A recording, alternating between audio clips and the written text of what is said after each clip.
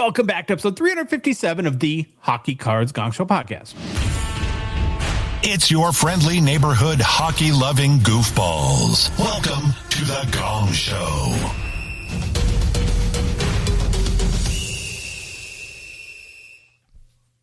Hello, happy family. Hello, Philip. Hello, Baba Louie. How are you guys? Good. Great. How you boys doing? Happy 2026 to everybody, to you guys. 2026. Who'da thunk? Almost 2030. Ew.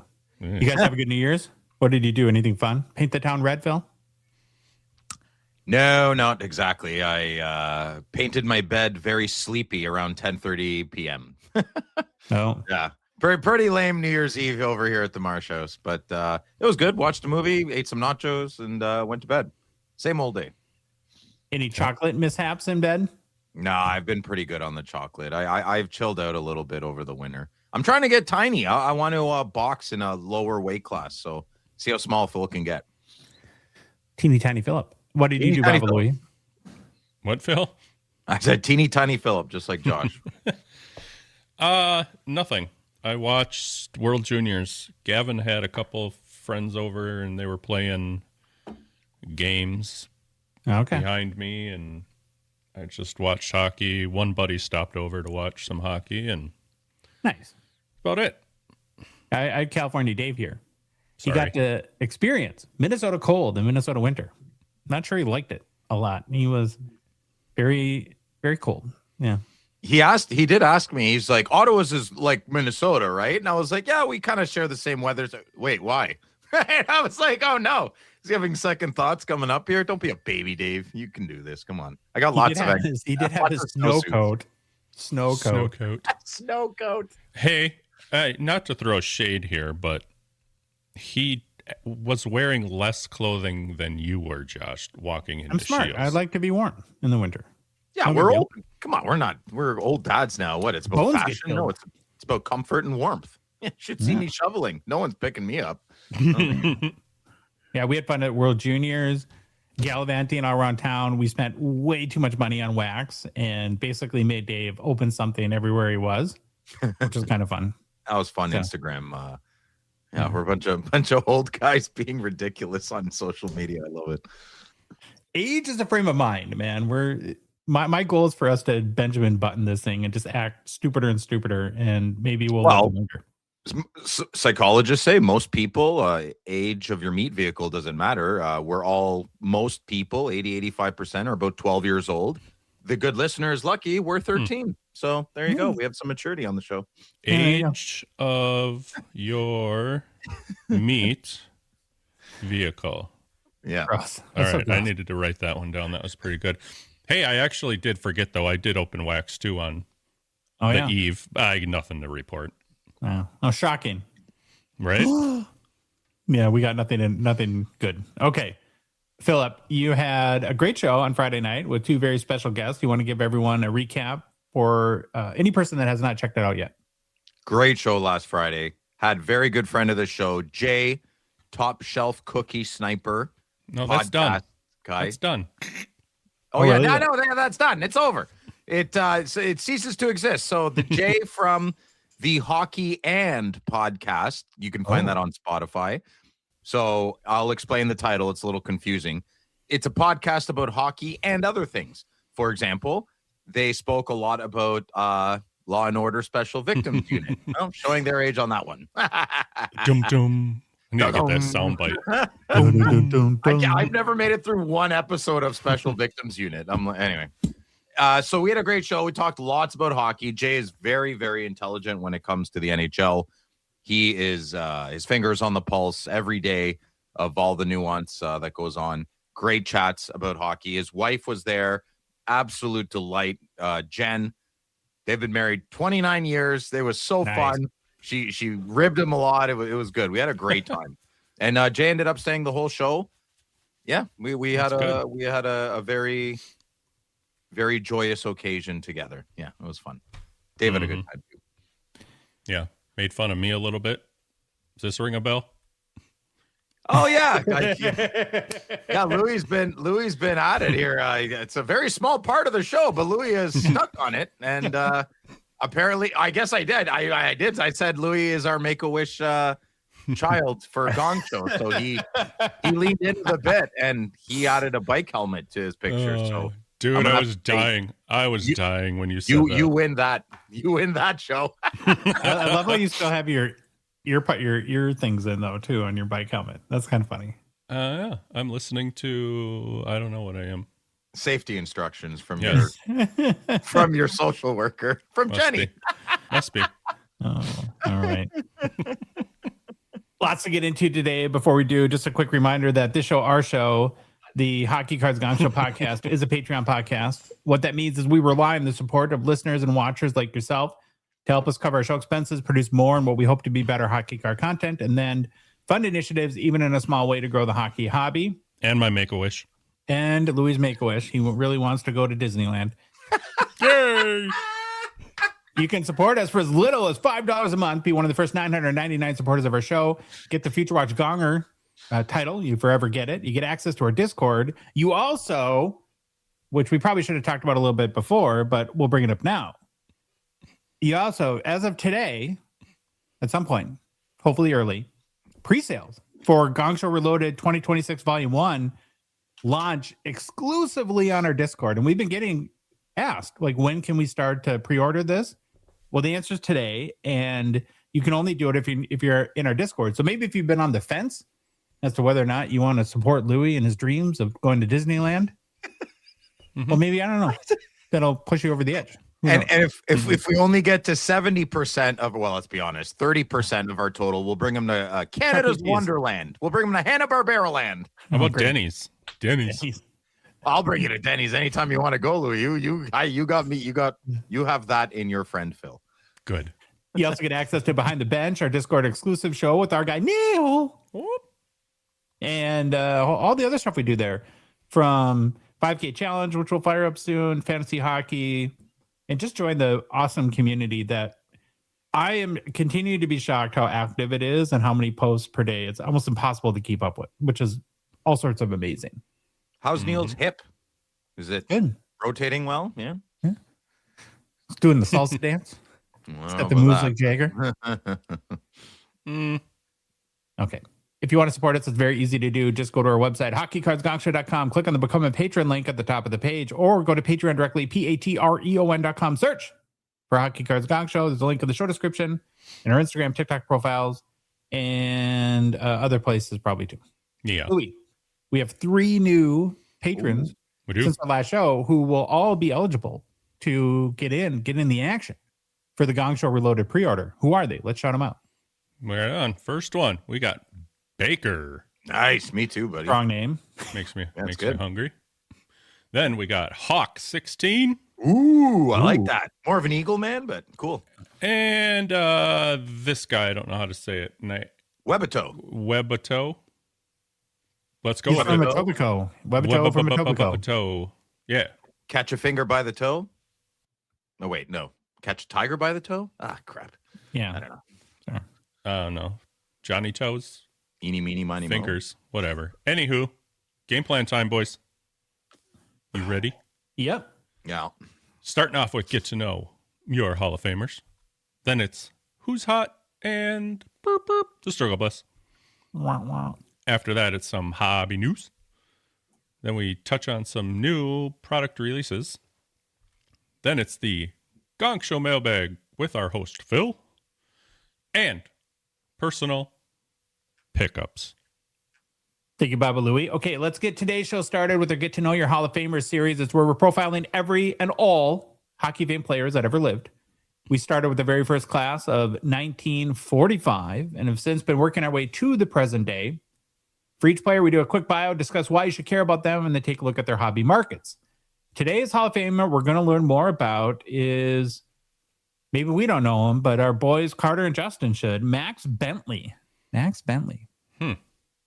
No. Not ringing a bell for me. Okay. Well, Maxwell Herbert Lloyd Bentley lived from 1920 until passing away at the age of 63 in 1984. He was born in Delisle, Saskatchewan, and passed away in Saskatoon.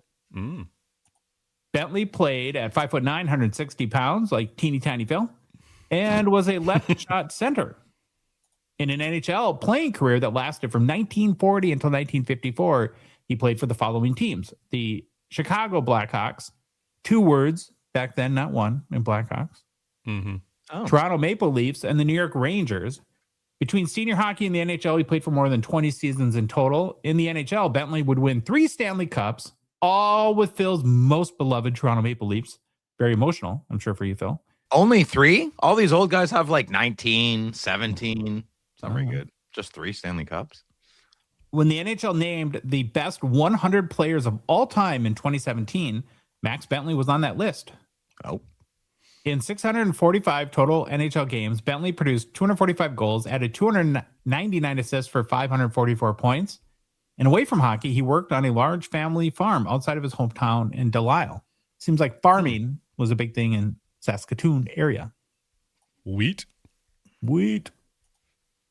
Is it wild that this guy, not too long ago, what was that, 8 years ago, was named to the 100 greatest players of all time, and the 3 of us are like, huh? Who? Well, that very much upsets me. I was trying to move on from that. Like, top 100 players of all time. If you ask me if I knew every one of them, or I owe you $100, I'd say candy from a baby, and I'd lose right away. Yeah, it's crazy. You know what would be kind of a fun exercise? No, we'd have to like mentally adjust to 2017. Like McDavid wouldn't be on the list because he was just a baby in the NHL. Yeah. But for us to go and each write out who we think were named the 100 players in top 100 players of all time in 2017 and see how many right we would get. Bet you'd be bad. I'd probably only get half. Probably get the other half wrong completely. Wow. Not even, maybe. Let's be honest. Well, that's you, dude. And you're killing it because I'm like, probably get like 4, 5. Well, you'd have Brent Gretzky. Yes. Of course. Duh. Mikko Koivu. I've got 2 already. There we go. All right, you're on the way.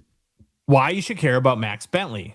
Max Bentley grew up in tiny Delisle, Saskatchewan, the same sports mad Bentley household, or in that same sports mad Bentley household. He was a small 5'9", 158 pounder built for the slip and slide hockey where defenders reached, and he was already gone. His whole brand became pace and hands, the kind of quick darting stick handling that made people describe him as an artist with the puck, an artiste with the puck. And he eventually bore the nickname Dipsy Doodle Dandy from Delisle. Oh. Right. Hey, can I interrupt you for a second? Because this just made me think of something. I know it's childish, but not in this show. Slip and slide. Oh, it says slip and slice. Slip Never and slice. mind. They probably said slide. Yeah, maybe you did, but it made me think. Have you ever put out a bunch of tarps and got them with soap and water and played hockey on them? Yeah, it's the best. Oh, it's so fun. Never done that. Oh, okay. This summer. I'm the mature person on this show. What are you talking about? Well, you were never 8 years old. You were never 7 or 8. Had fun? No. No, I was born awesome and mature. Before the NHL, Max did the Prairie Ladder the hard way: junior, senior stops, then pro seasoning, including stints like Providence and Kansas City, where bigger teams kept wondering if he was too small. At one point, he even considered walking away until Kansas City coach Johnny Gottslig talked him into reporting, which basically kept the runway clear for his NHL takeoff. His Chicago arrival was pure don't blink. He played only a handful of minor pro games before injuries forced the Blackhawks to call him up, reuniting him with Doug in Chicago, his older brother, I believe. Max played his first NHL game on November 21st, 1940, and he scored his first NHL goal on December 1st, 1940, and it didn't take long before everyone could tell the puck followed his blade. The Bentley chip-on-shoulder story still applies to Max, too. When the brothers went to a Bruins camp, Art Ross infamously brushed them off as among the worst amateurs he'd seen. Oh, wow. Freaking amateurs. Basically the kind of quote that turns into a lifelong revenge playlist.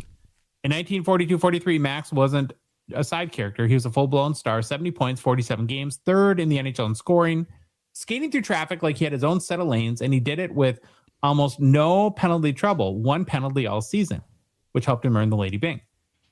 That came the night after he permanently stamped the Dipsy Doodle legend. And January 28th, 1943, Chicago wrecked the Rangers 10-1 And Max posted 7 points, 4 goals in a single period, plus 3 assists, tying the NHL record at the time for points in a game.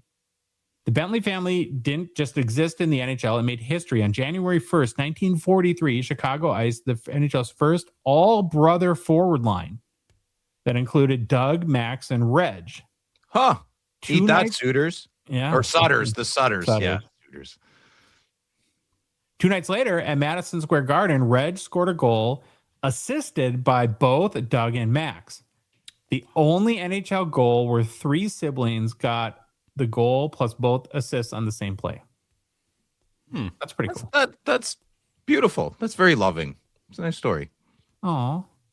So cute. Right when it felt like Max was about to own the decade, World War II yanked the timeline sideways. In 1943, his career was interrupted as he joined the Canadian Infantry Corps and spent 3 years playing in the Canadian military leagues, including time with the Victoria Navy team and the Calgary Currie Army team.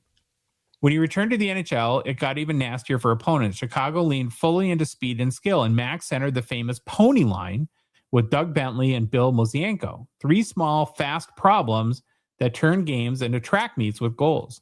In 1945-46 was Max, I'm the MVP of the league flex. He led the NHL in scoring with 61 points, won the Hart Trophy as well, becoming the first Blackhawk ever to win the Hart Trophy. He wasn't done in 1946-47. He was the league scoring leader again with 72 points, 29 goals, 43 assists. And the best part is how he clinched on the final night of the season, finishing 1 point ahead of Maurice Rocket Richard. Chicago's... did you double check that stat? No.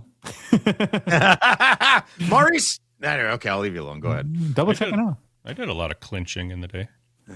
Yeah, different kind.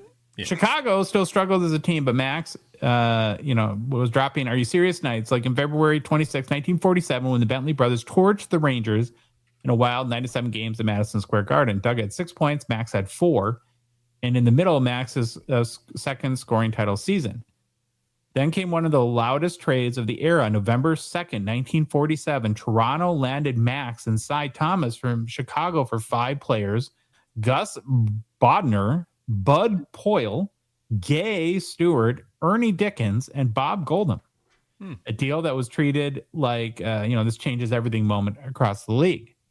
In Toronto, Max finally got the kind of roster that turned elite skill into championships. He won the Stanley Cup 3 times with the Maple Leafs in 1948, 49, and 51.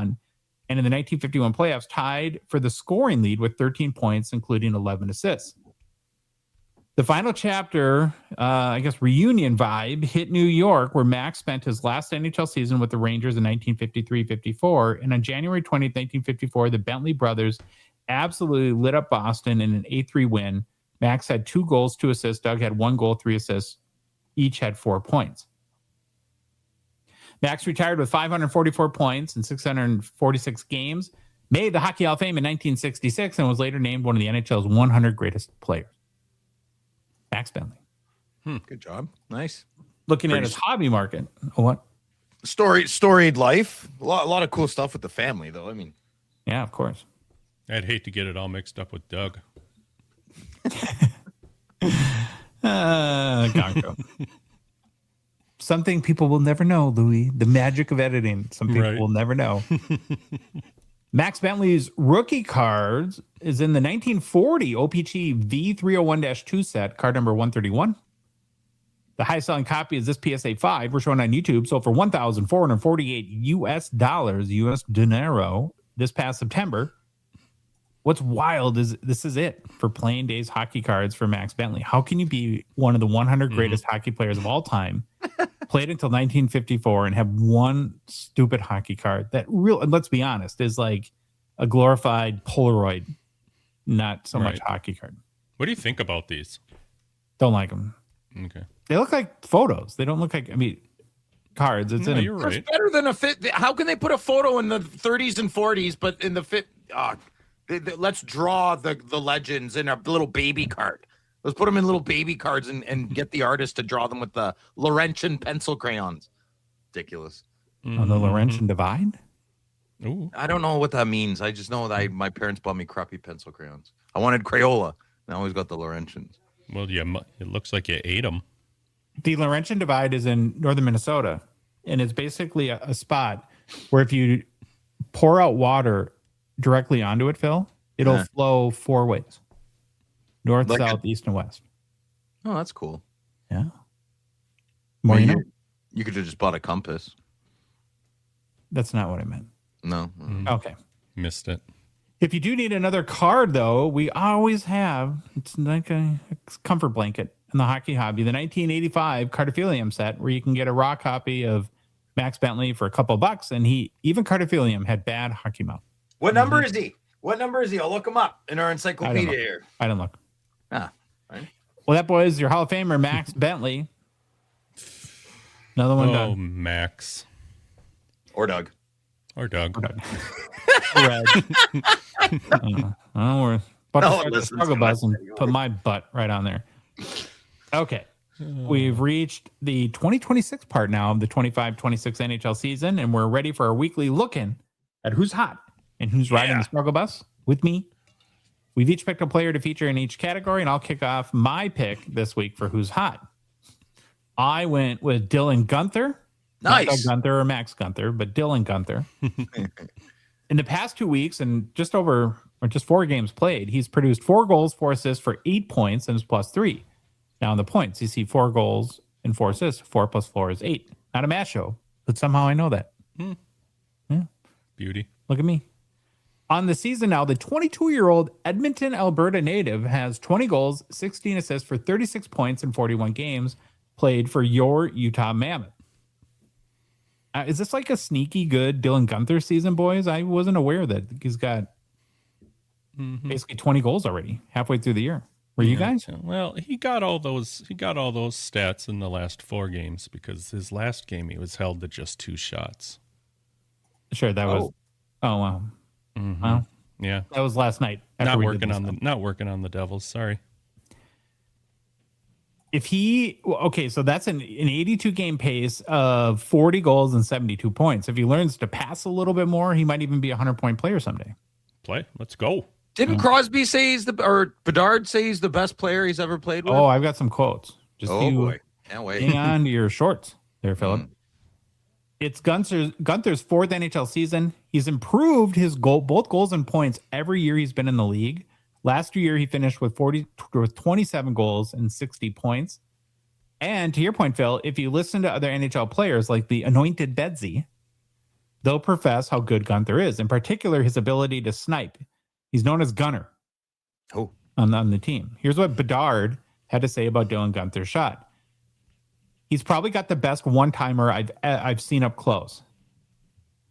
And he also added that it just goes off so quick, and praised his one-timer and quick release, calling it pretty to watch and so effortless. And then Mammoth captain Clayton Keller has also raved about Guenther's shot.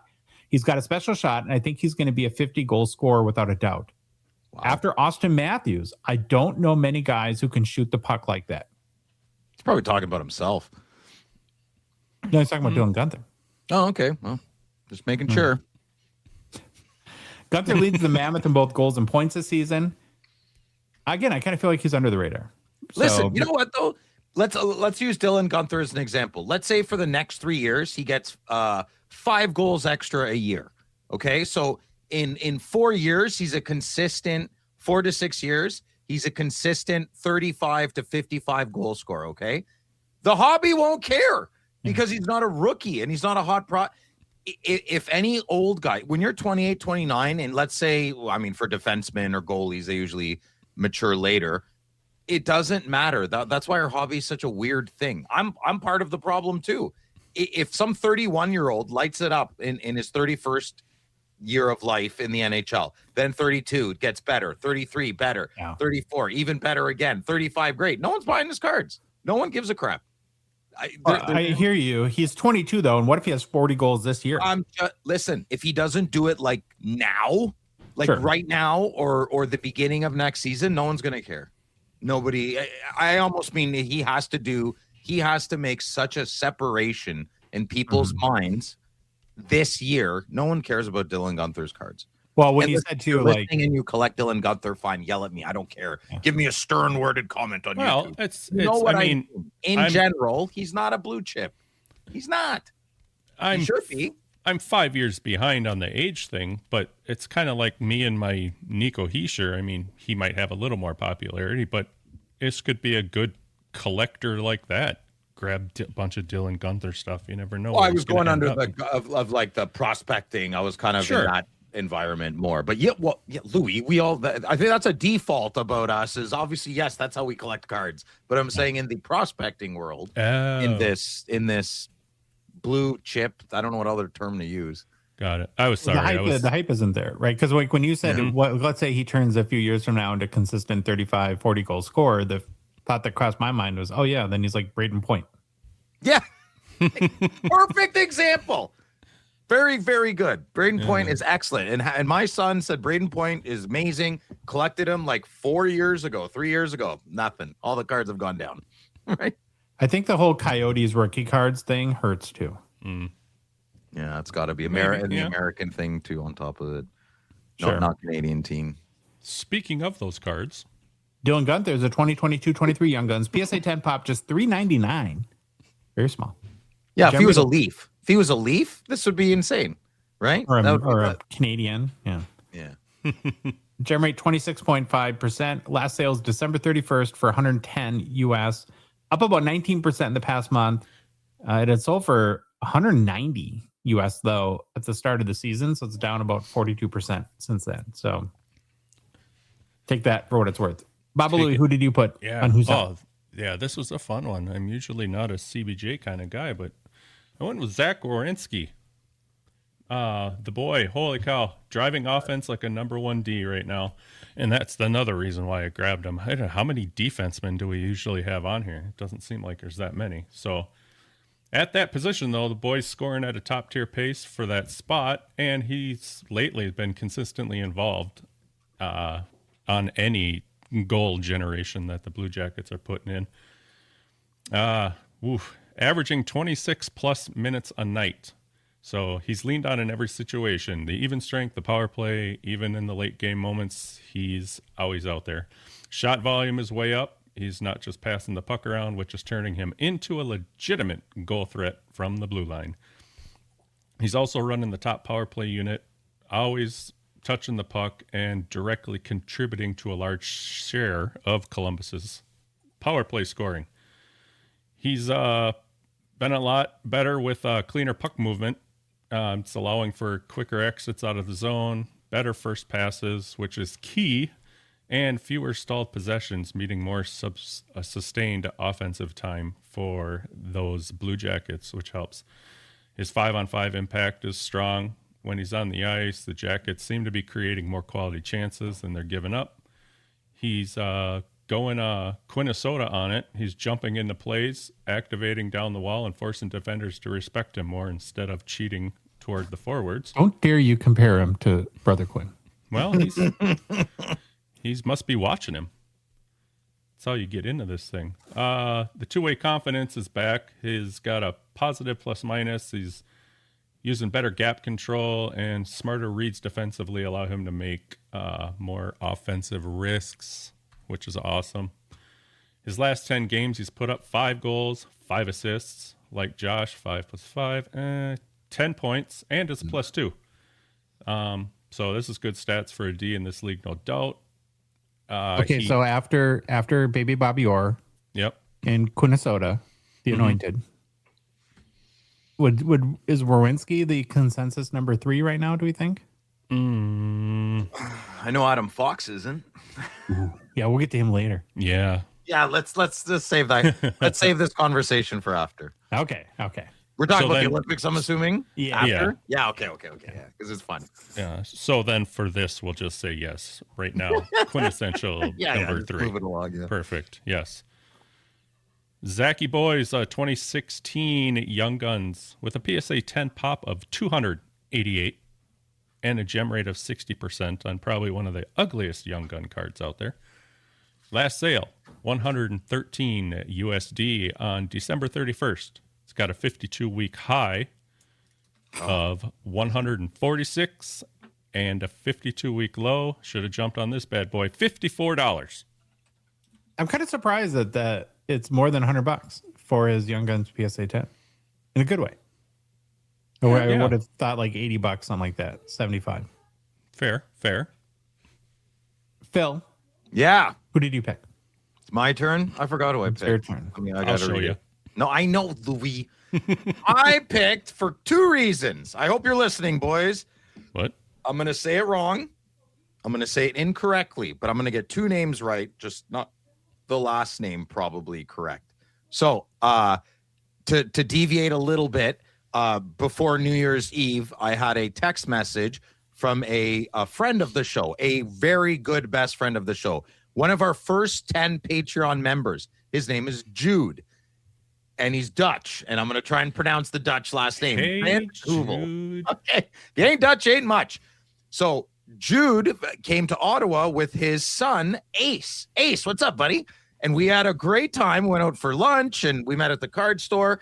And Artemi Panarin is Ace's favorite player on the New York Rangers. So how fitting when Panarin is actually starting to play a lot better now.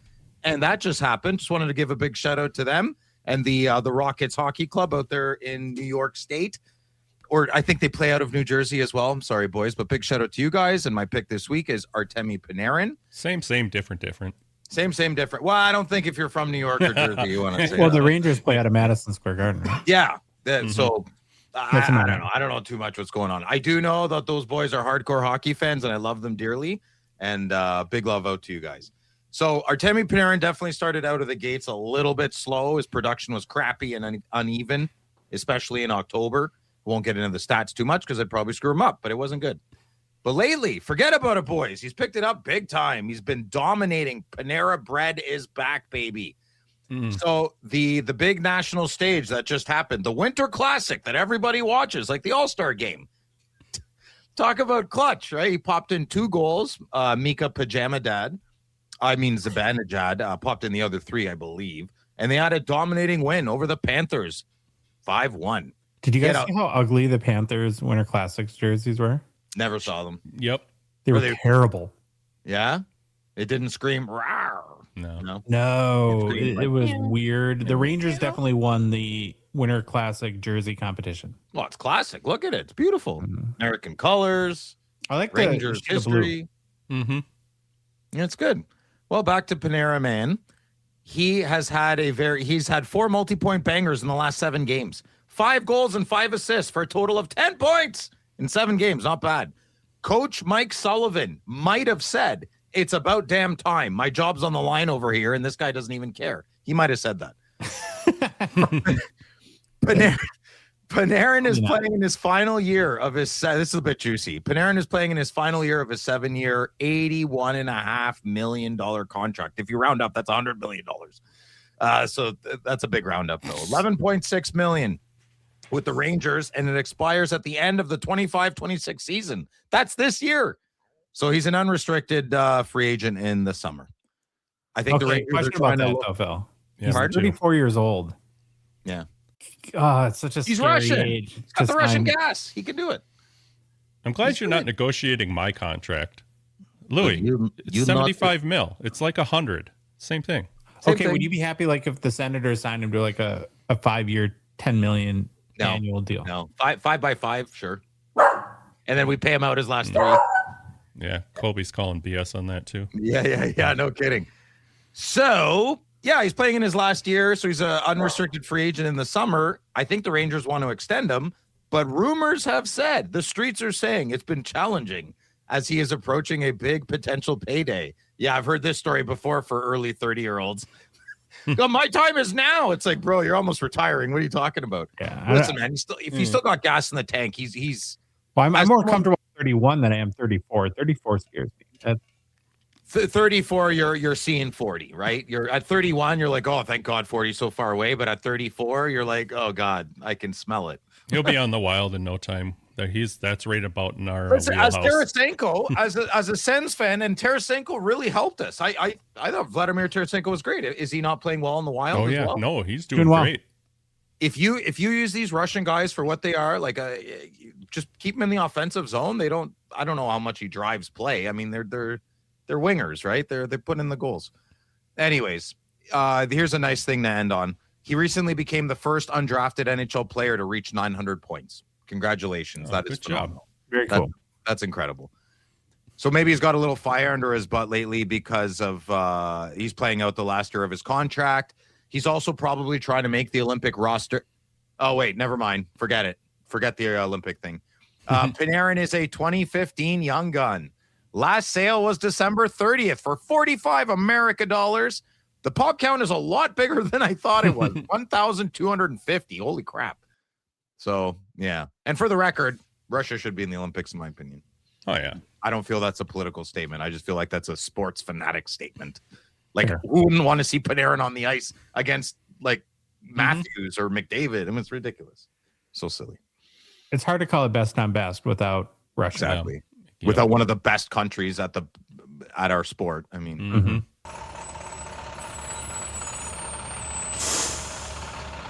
Okay, there she is. The struggle bus has pulled up. And my pick this week to take a seat right in front on the bus is Leo Carlsson.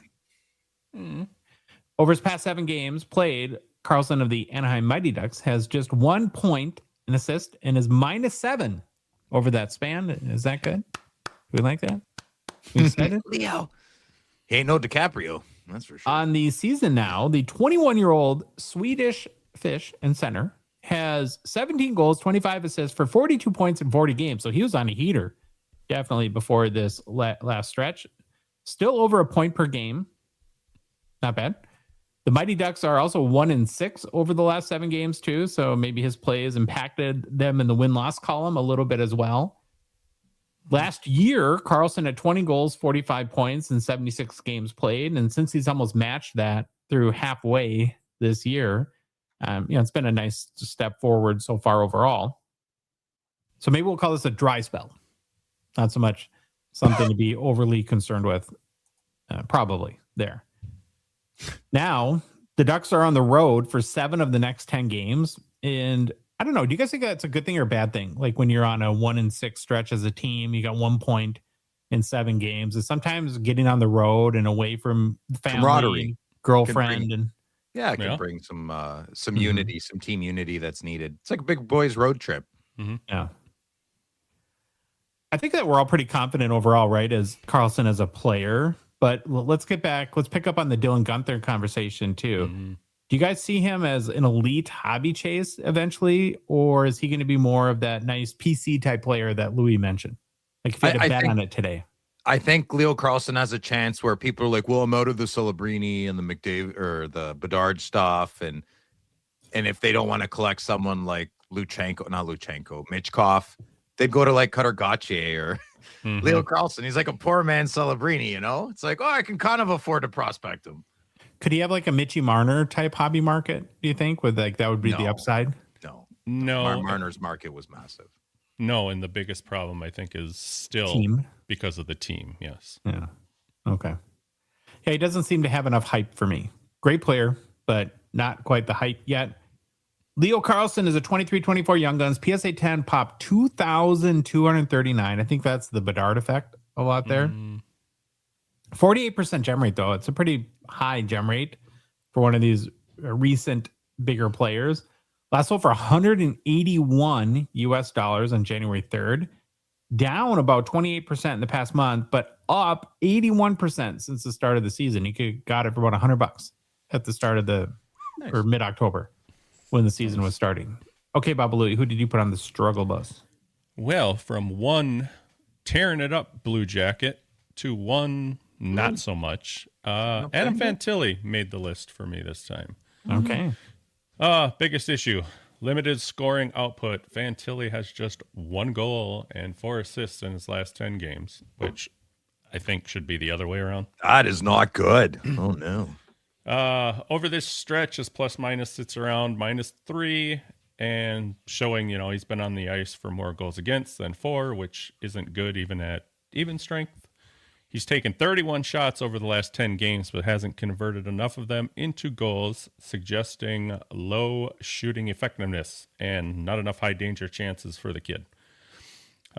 Big even strength struggles. A lot of his touches haven't turned into danger sustained pressure, partly reflecting together matchups and not enough offense generation off the rush. He needs to be on the ice every time Werenski's on the ice, and maybe they can make something happen. Maybe. Some of his ice time has been less effective in terms of creating scoring dangers. Shorter or neutral zone heavy shifts aren't working very well for him. He's just not on the ice in the offensive zone enough lately. Power play, well, it's not maximizing on that either. He hasn't put up any power play points in this stretch, which has been a secondary source of his offense earlier in the season. So biggest thing, shot quality, negative puck impact, and even strength struggles for Mr. Fantilli.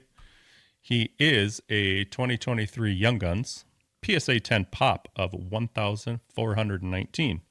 It's got a gem rate of 51%, and his last sale was an even 100 USD on January 2nd. So they're still selling, but... Yep. All right. Phil. Yep. Who are you putting on the bus of struggle? Thomas, push you way around. Oh, wrong guy. Thomas, Robert. Thomas. Not the famous pop star. Relax, kids. Yes, that name was famous at one point. So Robert Thomas, who? You're probably asking. Even if you like hockey, I'll tell you. The first line center for the St. Louis Blues. That's who. Great friend of the show. Justin's favorite hockey player. Mm-hmm. Yeah. Definitely wanted to bring that up. There you go, Justin. This one's for you, big boy. Over his most recent 5 games, Thomas has only had, it's not bad, 1 goal and 2 assists. Okay, that's not bad. But hear me out a little bit. His ice time is fantastic, 18 to 22 minutes per night, including power play minutes. He's had 4 shots in 5 of those games we're talking about. So that's not good. That's not good at all. So on December 27th, he had 2 assists and the Blues won. Yay. And then the next 3 games, he was a ghost. 1 shot on net. 1 in that entire 3 games. You're not gonna score a goal if you don't shoot. I think Wayne said that. And 2 body checks. He threw the body twice. So the Blues need more. I don't know if he's struggling, but he's not being atrocious. I get it. But he definitely needs to play better if the Blues want to make it to the postseason. These long gaps between his meaningful contributions are what separates superstars versus good players. Is Robert Thomas a good player? I think he's a very good player. Mm-hmm. Is he a superstar? Doesn't seem like it. Maybe he's not trying to be, but I don't know. For this bit, we want him to be. He's still So, lucky me. I picked a player nobody in our hobby gives a crap about. So we're done. He needs to step it up if he wants his Blues team to do better. His last PSA 10 sale was. Let me cut you off real quick before you get into that. Yeah, just to be fair, I was looking through some stuff with the Blues. Yes, he could be playing better, but the Blues offense as a whole has been crappy. That's why I threw that in there. Well, he's the captain of that. So I was gonna pick somebody else, but then I looked at Robert Thomas on the Blues, and then I decided to pick him because he's the captain. hate Matchbox 20. That's what this is all about, isn't it? Yeah, yeah. So he is I lost my December 9th was his last sale. So it's true. The hobby doesn't care. It sold for $55. And the pop count's 353 with a gem rate of 64%. You got a gem rate over 50%. People still don't care. I like him though. He was invited to the Team Canada's orientation camp, but he wasn't invited back. So he's on that cusp, Quickly recapping who's hot this week. We had Dylan Gunther, Zach Werenski, and the Breadman, Artemi Panarin. And who's struggling is Leo Carlson, Adam Fantilli, and Matchbox 20's own Robert Thomas, to the great dismay of our good friend Justin. Mm-hmm. Slab Sharks is a Gongshow partner sponsor. Thankful for their support of our show. They are the premier weekly hockey auction. This, not this Thursday, tomorrow, I think, or today. The first 2020, this Thursday, the first 2026 regular auction kicks off. Very excited for that. Mm-hmm. I have a feeling it's going to be huge. And their 10-day Apex auction goes live today. So you have to be sure to check that out on slapsharks.com. These cards are all in the Apex are all valued at $5,000 US and above, all bangers, kind of grail type cards. Also, if you have not seen Phil's video where he toured, Slab Sharks has American Phil. Then you really, really should. Our typical silliness aside, which was very funny, Phil, their operation at Slab Sharks is very, very impressive. Crazy, Were you surprised how sophisticated it is, Phil? Yeah, not that time, but the first time I went there, I came on anyway, the whole story. I had a plan with Car and I didn't show up on that day. I got busy. I canceled. I showed up unannounced on a different day. So I wasn't allowed to film because it was just anarchy, right? Like not so much I wasn't allowed to film. I shouldn't have been in the back there. There's so many bodies, So when they were shut down these past 2 weeks, it was a perfect time to go. They had a skeleton crew there. That was nothing, right? They have like 4 times the amount of people there on a normal day. So I was just the security alone in cameras must have been 50 to 60 grand. Jeez. They're not messing around there. They're not messing around. I mean this might be weird to say, even if you've met somebody that works at Slab Sharks and you don't like them and you're like, I'm never using them, but you're a moron. You have to, they are number one place to consign your bullet with an exclamation point. Yeah. Now, Phil is the Gongshow's Daniel Day-Lewis in that once he gets in character, he doesn't get out. Oh. What did they think of you, the American Phil? They must have been like, who is this guy? And why are you talking this way? Karn was a little taken aback. Yeah, I could do a blooper reel for sure, but poor Brianna at the front, bless her heart. She's a sweetheart, but yeah. Dude, the t-shirt, the little fanny pack, it was all spot on. What got me the most though is you had to go with that little beer gut. Oh, dude, I'm so upset because I have a perfect popcorn bowl that I use for those types of things, and I forgot it. It looked lumpy. I know, it looked lumpy because it was a sweater. I have a really good belly for Phil. I'm also trying to get a toupee. I want to get like a professional few $100 toupee with me with hair. Would be hilarious. I want to be a reporter, right? Yeah. You guys got to, if you haven't watched it, you got to go check it out on the Gongshow YouTube channel. Phil did an amazing job, and there's really good information. So that's what we try to do in these videos is be silly, entertain you, and then pass along some good info as well. Now, the best part about Slab Sharks for us Americans is that we, as in the Gongshow, we partnered with them. We started last summer and have helped our people, the Americans, get thousands of cards now into the biggest weekly hockey auction there is. All you have to do is ship your cards to our P.O. box here in Minnesota or the FedEx or UPS mailing address we have provided on the Slab Shark site, and we'll get the cards into the auction for you. No worries about international shipping, which of course stinks and everyone hates. So, and we love to do things that we hate. So we're happy to do it for you. Doing it right now. Show bio. Get that first submission rolling. Try it out. We promise you won't regret it. I just sent in 55 cards this week that were laying around collecting dust that I hope to turn into a really nice card for my PC. I very much enjoyed the auction for that. And for complete consignment information, including payout rates, and to get the process started today, head to slabsharks.com. Hobby news. Hobby news. News from the hobby. Okay, listen up. It's hobby news time. All right. We teased it in Who's Not in the Struggle Bus, but the Olympic rosters are now set for the teams coming into the Milano Cortina games. Let's just hope there's an arena for these teams to play in. Seems a little behind. It's behind at this point. Now, there are some obvious picks and a little bit of drama in the announcements for both the U.S. and Canadian rosters in particular. That's what we're going to focus on today because we're American and everything's about us, Phil. We're going to start with Team USA. Of course, yeah. So we had 4 new additions that were not on the 4 Nations roster, or we had 3 new additions. We had Seth Jones, Clayton Keller, and Tage Thompson. We had some potential snubs too. We had Jason Robertson on the snub front, who 24 goals, 28 assists for 48 points and 41 games played and a plus 15. Didn't need him. Yeesh. Don't need him. Did you hear Guerin talking about this though? It was almost like a Herb Brooks. We don't need the best players. We just need the right ones. They all serve a role. Oh. You can play them 9 times or 10 times. They might win 9. Did he do that too? I stopped listening. Another one is Cole Caulfield. He has 20 goals, 20 assists for 40 points in 41 games this year. Don't need him either, I guess. Matthew Nye is a big power forward. Nah. Golden Gophers. Yeah. F you, Bill. Don't put Talk. 99s on the team. Alex Tuck's having quite the year too. He's a big boy. Yeah. Yep.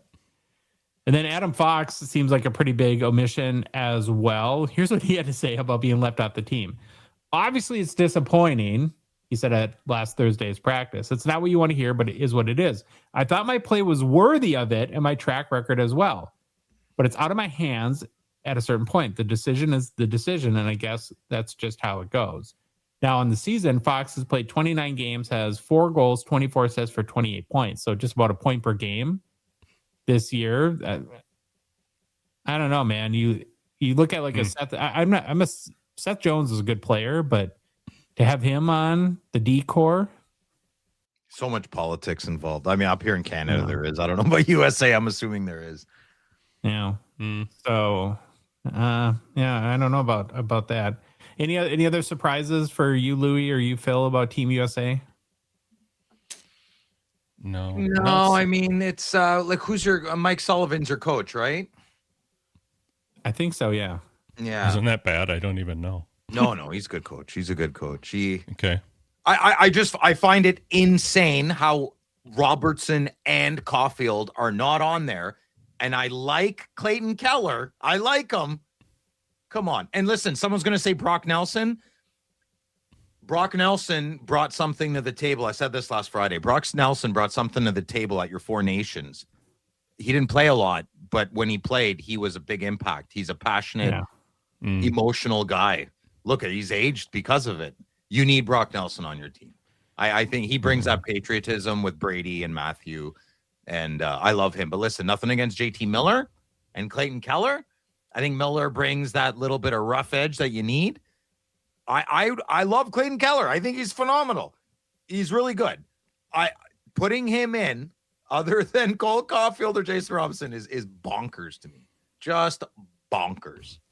I know we're going to see your forwards in a minute here, but I think what's going to this is what it's going to come down to is your forwards are a lot better than ours, and our defense is what's going to hopefully keep the games a little tighter to give us a chance. I mean, if you look at my list here, I was so worried I put Jack Hughes in twice, so I need 2 of them. Yeah. I don't think you're as good as your defense is. We just when we get to the Canada, it's just boom, boom, boom. It's just line after. There is no 1 line, 2 line, 3 line, 4. I think you're just going to get hammered. That's what I hope. So I think, Louis, I 50% agree with you. I think this entire series depends on your goalies. If your goalies step up, you guys are winning the tournament.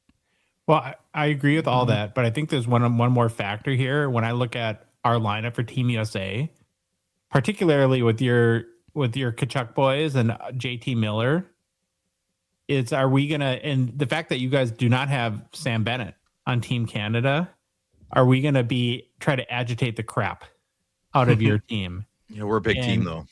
We're just gonna steamroll you a bit. Yeah. Maybe you're right. I don't think one player. I mean, I am surprised. I'm a little less surprised Sam's not on there than a few other players, but I don't think it's maybe the smaller rink might help there.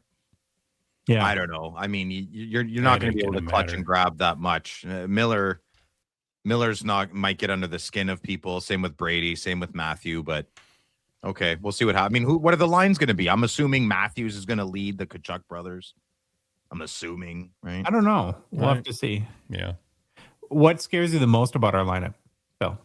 As a Canada, I don't want Hellebuck to find his clutch performance. Mm-hmm. And my homer take is I don't want Matthews to do well. I'd rather Dylan Larkin be the greatest Olympic athlete of all time than Austin Matthews getting a hat trick in one game. I'm sorry, what? Dylan Larkin? Wow. Yes. Phil, I don't. In all honesty, I think Larkin's a little dweebo. He doesn't bother me. I would probably shake his hand. Man, I don't know if I'd want to. He's just a wiener. Austin Matthews bothers me because he has the greatest talent of all time, and he's just a walking stereotype to me. Okay. Mm-hmm. Yeah, I wouldn't be too worried about Matthews. I'm not worried about him. You know what I'm saying. Yeah. You know, it's like it's just the way he's going right now. Yeah, he's got the resume. He's got the resume to be there, but Dude, he has his top 3 greatest talents in the world for hockey. He's doing nothing with it. He's just. Well, he's on a heater last week or so. Yeah, he's playing all right lately. He's just, and I listen. I don't want to knock the guy for not being. I do believe leaders. Austin Matthews. I think that ship sailed about 2.5 years ago on this show. Leaders, I firmly believe, most of them are born that way. They're born with an innate ability to lead by example or with words or a combination of both, a bouquet of both. Okay, Austin Matthews does not have any of that. And I think he was forced into that. And that I do feel bad. As a human to another human, he was put in the wrong spot. He should have just played on Utah. And he'd be in the top 10 NHL records if he was just left alone, got to do all his fancy dinners with his band purses and his country clubs and all that. You know, he wasn't true to himself on that. All right, let's move on to... Well, I don't want to move on yet. Hold on 1 second. I want to go to one other thing. Just out of curiosity, because... Swayman or I put snub squad Spencer Knight. You can't go wrong, man. They're both fun. Either way. Yeah. I would have picked Spencer Knight because I like Spencer Knight more. But and two, if all goes according to plan, you wouldn't see either of them. You'd see Ottinger and Hellebuck. Yeah, you ride the heat, man. And in these miniature tournaments, round robin, right? So it's you ride that heat. Yeah. All right. Now let's go on to Team Canada. Were there any big surprises as far as who was added to the roster? And then we'll get into snubs, Phil. I was surprised Sorelli's on there, but obviously John Cooper is our coach. And he's not the GM though. Come on, if you don't think the coach has a big say. So I get it. I get why Sorelli's on there. He's you know what he is. No, I mean Bo Horvat a bit, but you know, I don't know, but I'm not gonna lose it. If I had to take one player off, it'd be Mark Stone. His skating is just atrocious. What about Doughty? Does he have much left? I'm just ignoring him completely. He gets in because he's Mr. Canada. He can do nothing wrong to a certain group of people. I have no comment, man. I love your D. I think he's gonna be so exposed for how slow he is. He's probably the guy who paid the Italian contractors to shave a few feet off. Yeah. Mm-hmm. Yeah, I'm not the biggest fan. Goalies. I respect what he's done for my country. I'm not taking anything away, but his time, it's come and gone, man. He let someone else. You put two players on twice? No, just ignore it. Nobody will know after I'm done. Oh, okay. What, the B on the Crosby? No. Okay, well, there's another one you can add. I'll fix it, man. But the headlines here was the big, of course, snub of Connor Bedard. Yeah. Well, there's a few snubs, man. It's not just Bedard. You said it earlier, Bennett. Chikrin, come on. You're picking. Now you got me going. You're picking Doughty over Chikrin? Are you serious? Evan Bouchard. I don't even like Evan Bouchard. Wait, he's top 3. He's third in defenseman. Ugh, it's ridiculous, man. I know Jarvis is hurt. I'm pretty sure, but so what? Shifley is another one. He's so good and so consistent. Mark Shifley. Mark Shifley is the definition of why good guys finish last. Yeah, I mean, have him on like your third line or something like that, or fourth line. Oh my gosh, there. So Morgan Geekie. Oh, you put that up there? Yeah, why not? I did. Sorry, I had to put what I did in for your goalies though, because nobody. Yeah, no, we have. Yeah, no, we don't have any. We need Quebec to start producing the goalie babies. Come on, Quebecers, start. I don't know, do something. Go play bedroom golf. We need goalies, man. That Bedard is the big one though, right? I mean, and there was all these reasons thrown out. One that I kept seeing was defensive metrics, and that got on the radar of Blackhawks coach Jeff Blashill, who had this to say about that. He says, "The metric I trust is your impact on winning. We were 1 point out of the wild card, and since Bedard's injury, we're 1-6-1." Mm-hmm. So I don't know. He seems a little butthurt that Bedard isn't in there. It kind of should be. I know he's not. I know he's hurt, but I think he would have been ready. And I want to see Connor Bedard. You want Bedard and Celebrini to have a connection, just on the marketing purposes alone. But as a patriot of my country, I want them to be besties. You know. Oh, like think of like the Friends commercials you could do, like Bosom Buddies that you could do at the Olympics with Bedard and Celebrini. And Bedard, listen, they're both handsome kids. They seem personable. Bedard seems very personable. And to find an 18, 19, 20, I'll even say 23 and under, to have any personality this day and age and not be awkward. Oh my God. Massage that, nurture that, adults. Get that.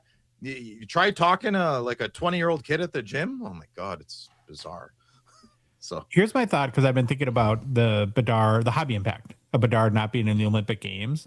And here's my conclusion, and we'll see if you guys agree with it. I think that there's no real negative, like it's not going to hurt his hobby market, but there could be a lost opportunity.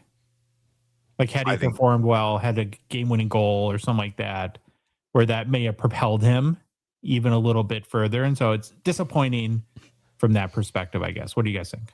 My opinion on that whole thing is that's what any player in the Olympics needs, whether it's a game-winning goal, the golden goal.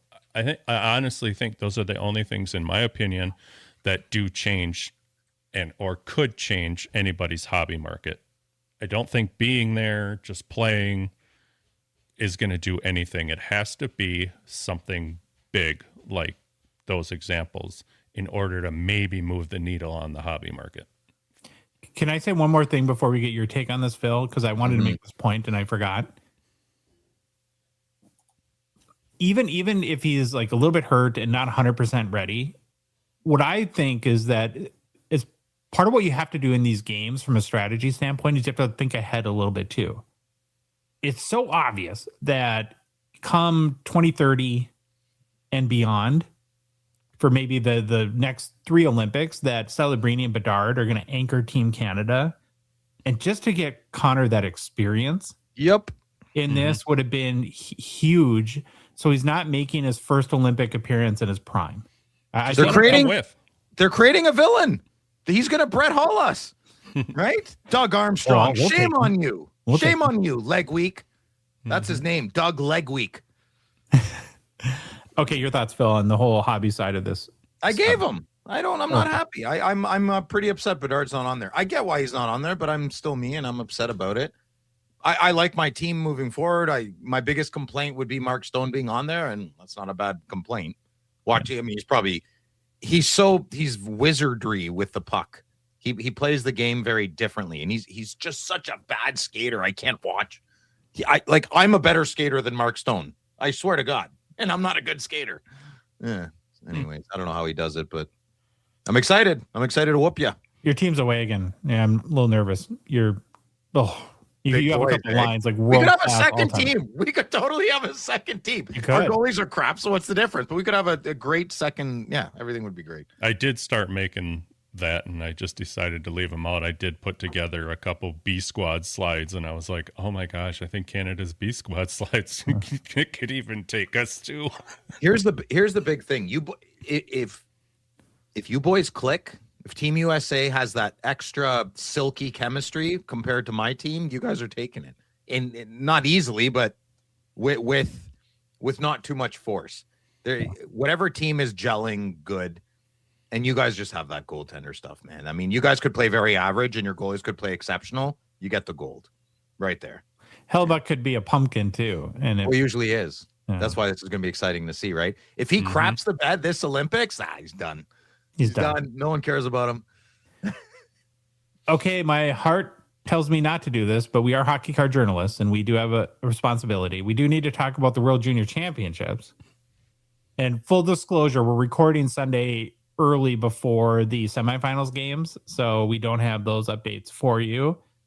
But of course, the headline for us here in our beautiful Minnesota is our Team USA, the red, white, and blue, completely bombed out. Which of the great quarterfinals game, matchup. That was an amazing game. What? Yeah, it was a good game. Dave and I went on in the preliminary rounds. I think it was game 2 versus Slovakia, and I was a little worried at that point. But I hadn't seen any other games. Then when I saw your team play Canada, I was really worried at that point. Yeah, boys are cooking, eh? Yeah, it just seemed like now Cole Hudson was out at that point because I think he got hit in the mouth in the first game or whatever happened to him, but it just seemed like our team lacked energy at times during both the preliminary rounds and quarterfinals. Yeah, it's super disappointing, of course. But I'm not surprised though. I mean, I think I told you this. When we played, let's see, who was the first game? We played, was it Germany? Germany, yeah. And I mean, yeah, we won, but it wasn't like a massive blowout. Okay. And then I watched Slovakia play them because I knew US had them next. Slovakia took it to them and played them really hard, really tough. And I wasn't surprised to see, because weren't we down 2-0? Something like that, yeah. We were down in that game. And I'm glad they came back, but this just from the get-go to me, I was like, ooh, I don't know if this is it. Well, Cole Iserman, who actually had a pretty good tournament for Team USA, had this to say about the loss. We let our country down. We're on home soil. They did a great job as in fans coming out to our games, and we didn't do it for them, and that's the hardest part. The other Cole Hudson, was asked if Team USA was too casual with the puck. And he said, yeah, at times. I thought we made good plays for a lot of the game, but like I said, the little bounces that they get, all their grade A chances came from our mistakes. Mm-hmm. So, for our Canadian, Swedish, and Finnish friends of the show, you guys clearly get bragging rights at this point after this one, because it's not good for Team USA. So now in the semifinals, we have Canada tonight, yesterday, versus Czechia, and like I said, Phil, your team is a wagon. They're so deep. And so on New Year's Eve, Dave and I went and saw them play Finland. And the guys that really stood out to me were Zane Prick, who I know that like they tried him in Calgary a little bit this year and they thought he wasn't ready. And I would not be worried if you're a Calgary Flames fan. He probably just needs to mature a little bit and grow into his body, but he was good. And for our guy, Neil, Jet Luchenko was all over the ice. I mean, he was playing hard and making an impact. He play? He's a little sloppy, though, isn't he? Like, when I watch the Canada game, he's kind of like throwing his body around a little bit. And he's like shifty, though. Like, he'll go he'll fly into the corners and duck around people and come out with the puck. I think his effort impressed me. And then Caleb Denoye really stood out. Day 1A, yeah. Day 1A. Again, to us. Now, what seemed a little shaky at the time was your Tendy situation. Yeah. And particularly Carter George, who was in net the game we went to. I think for the tournament, he's got like an 84% save percentage. But the other guy, what is it, Jack Ivankovic? Yeah. Ivankovic. I would assume he'll play going forward because he's been much better. I can't imagine you guys would give Carter George another shot. Carter, he's won 3 games, though. Well, I mean, none of them have lost, I guess. But you think just on the eye test, George looked better than Ivankovic? Well, I think I told you this the other day on the phone. At one point, there were 4 shots and 4 goals and you can say quality chances, all. Yeah, all but that, I'll be like, yeah, okay. Well, I'm not going to argue with you. Yeah, do it. No, I'm good. I'm good. Who leads the tourney? I'm assuming, like, was that Czechia guy, Kahar? Well, here you go. See her? I'm not sure. Zane Parik is the scoring leader. Oh, attaboy. McKenna. Oh, Brady Martin is. I love him. I think he's so great, man. I really hope he does. Who drafted him? Nashville? He's a Nashville draft, eh? Sure. Will Zellers is so funny. I'm a Kmart man. And like I'll have on here, everybody listening or watching for that matter, this is as of we record, the games have not played for us yet. Yeah. Michael Misa not on there, eh? Really? He's got what, 2 goals already? Yeah, Misa I think he was number 14. He was not very impressive in the game we went to. You know who else I was really unimpressed by was Gavin McKenna. And then I was shocked that he was on the top of the scoring board because he just did not see him engage, especially on the defensive end. He would kind of glide over and stick his stick out. What about Hagens? I always thought he was pretty on your Team USA. Hagens, he's not up there. No. I don't know. No, he played strong. His game was strong. But is it Anton Lundell play? I haven't even Anton Frundell from Sweden. He's leading them, and he's a pretty good prospect. And then for the U.S., I think the leading scorer for the tournament was Will Zellers from Maple Grove, Minnesota. Plays college hockey at North Dakota. Made a poor choice there. Right, Thorsten? And it was the 76th overall pick by the Avalanche in the 2024 NHL draft. So, great, Colorado, wonderful. Yeah, there we go. All right, let's jump into some grading recap news, courtesy of gemrate.com. First, we're going to look at December 2025, and another strong month for grading. It looks like when you look at total items graded, PSA coming in with a pretty big number again, 1.83 million. 11% growth month over month and 50% growth year over year. That is cray that they grew that much year over year. A lot of people grading, of course, last month. Then next, you had CGC at 442,000 cards graded, 4% growth month over month, and almost 100% growth year over year. Beckett slid. Looks like the PSA news wasn't very helpful there. 72,000 cards graded, down 3% month over month and 91% year over year. SGC had a little bit of growth over the prior month, 41,000 cards graded, up 17% month over month, down about 70% year over year. And then Tag is still showing some growth there too, up 4% month over month and up 72% year over year with the same 41,000 cards graded. So in total, what is that? Something like 2.6 million cards graded or something like that. Crazy number. What's the gross of sales on that for PSA? Let's say $30. Oh my God, that's like the GDP of a small country, man. Yeah, it's like 50 million, probably at least way more than that. I'm sure. Yeah, of course. Last month. So crazy big number there. Now looking at item graded by sports. And so, again, we're seeing the huge impact of TCG here, where if you compare this to the previous slide, 1.2 million of the 1.8 million PSA were TCG.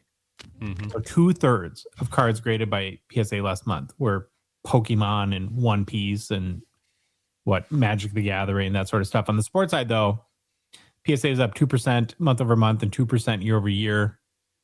Then CGC, pretty strong. I mean, for sports, 48,000 total cards graded, up 47% year over year. I could see them perking up this year, right? Sure. Slabs are amazing. I mean, they're phenomenal. It just needs a few good comps, a big collector to maybe go not partner up, but just say, listen, I love the slabs. I'm not a big grader, but when I do grade, I go with CGC. That could maybe, take 10-15% of the market. Wow, that's big. Maybe not that much, but the other thing that stands out looking by company at sports is how little of a foothold Tag has on sports. Where they had 41,000 cards graded in December, only 2,000 of those cards were sports cards. So 39,000 TCG cards. 2,000 more than I assumed. Yeah, I think the nicest slabs on the market, but I treat them like a raw card. I mean, at this point. And then looking at last month items graded by category is the next one. So again, just huge numbers for PSA on the TCG side. On the sports side, most popular sport would be baseball, followed by basketball, football. Then you have non-sport and soccer, and then finally hockey. Look, so kind of biggest drop in hockey for Beck is the biggest drop for Beckett is hockey. Mm-hmm. Oh yeah, shows you, man. I told they'd love it. Sylvain would grade with Beckett up within this past year. He loved their service. I mean, it worked for him, but like the hockey boys like their Beckett slabs, yeah, or they used to, or they used to there. So again, not a very strong month grading wise for hockey, but we'll maybe see that pick up in January with a bunch of cup cards maybe coming through. For that product was released that month. Looking at what Gemrate also released was the year-end grading stats. And this is pretty wild to think about. So last year in total, PSA graded 19.26 million cards, up 26% from 2024. CGC had a huge growth, up 121%. Your business grows 121% a year. That's a good year. At just under 5 million cards. SGC declined 24% to 1.42 million. Beckett actually grew last year 26% to 824,000. And then Tag grew 83%, again on the strength of TCG, to 83%. Well, that's good. Or 83% growth last year. That's good for Tag. Well. Good for them. Good. Hey, listen, if they can be a big fish in that pond, go nuts, man. That's what they should be doing. Good for them. So looking at the market share, so last year PSA had 72% overall market share, and 76% in sports, 69% for TCG. That was followed by CGC with 18% overall market share, 7% for sports, 25% for TCG.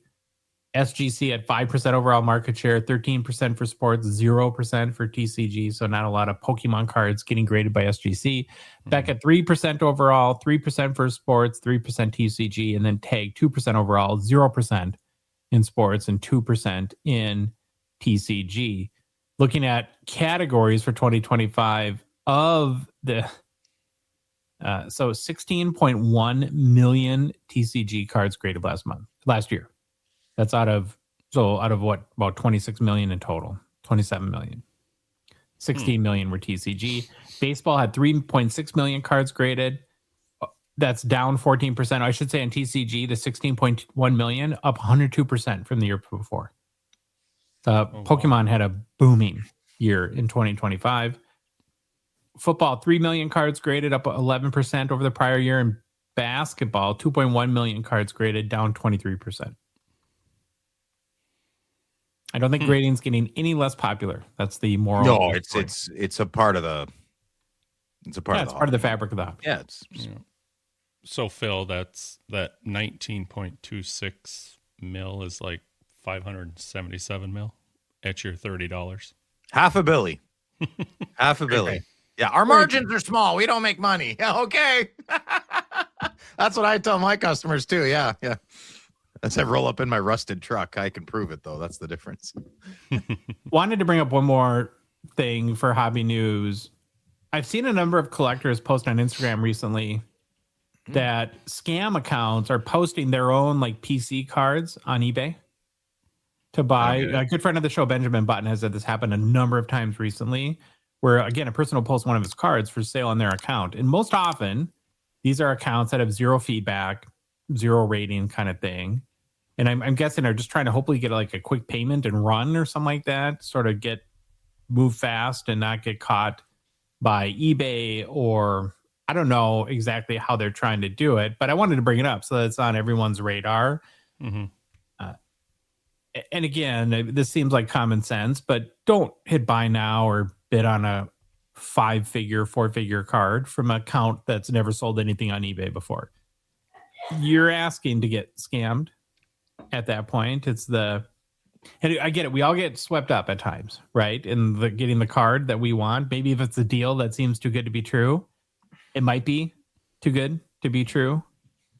And I just think as the hobby continues to get more and more popular, as we hope, we're going to see tons more stuff like this, right? The bigger the hobby gets, the more bad people come out and try to take advantage of that. So.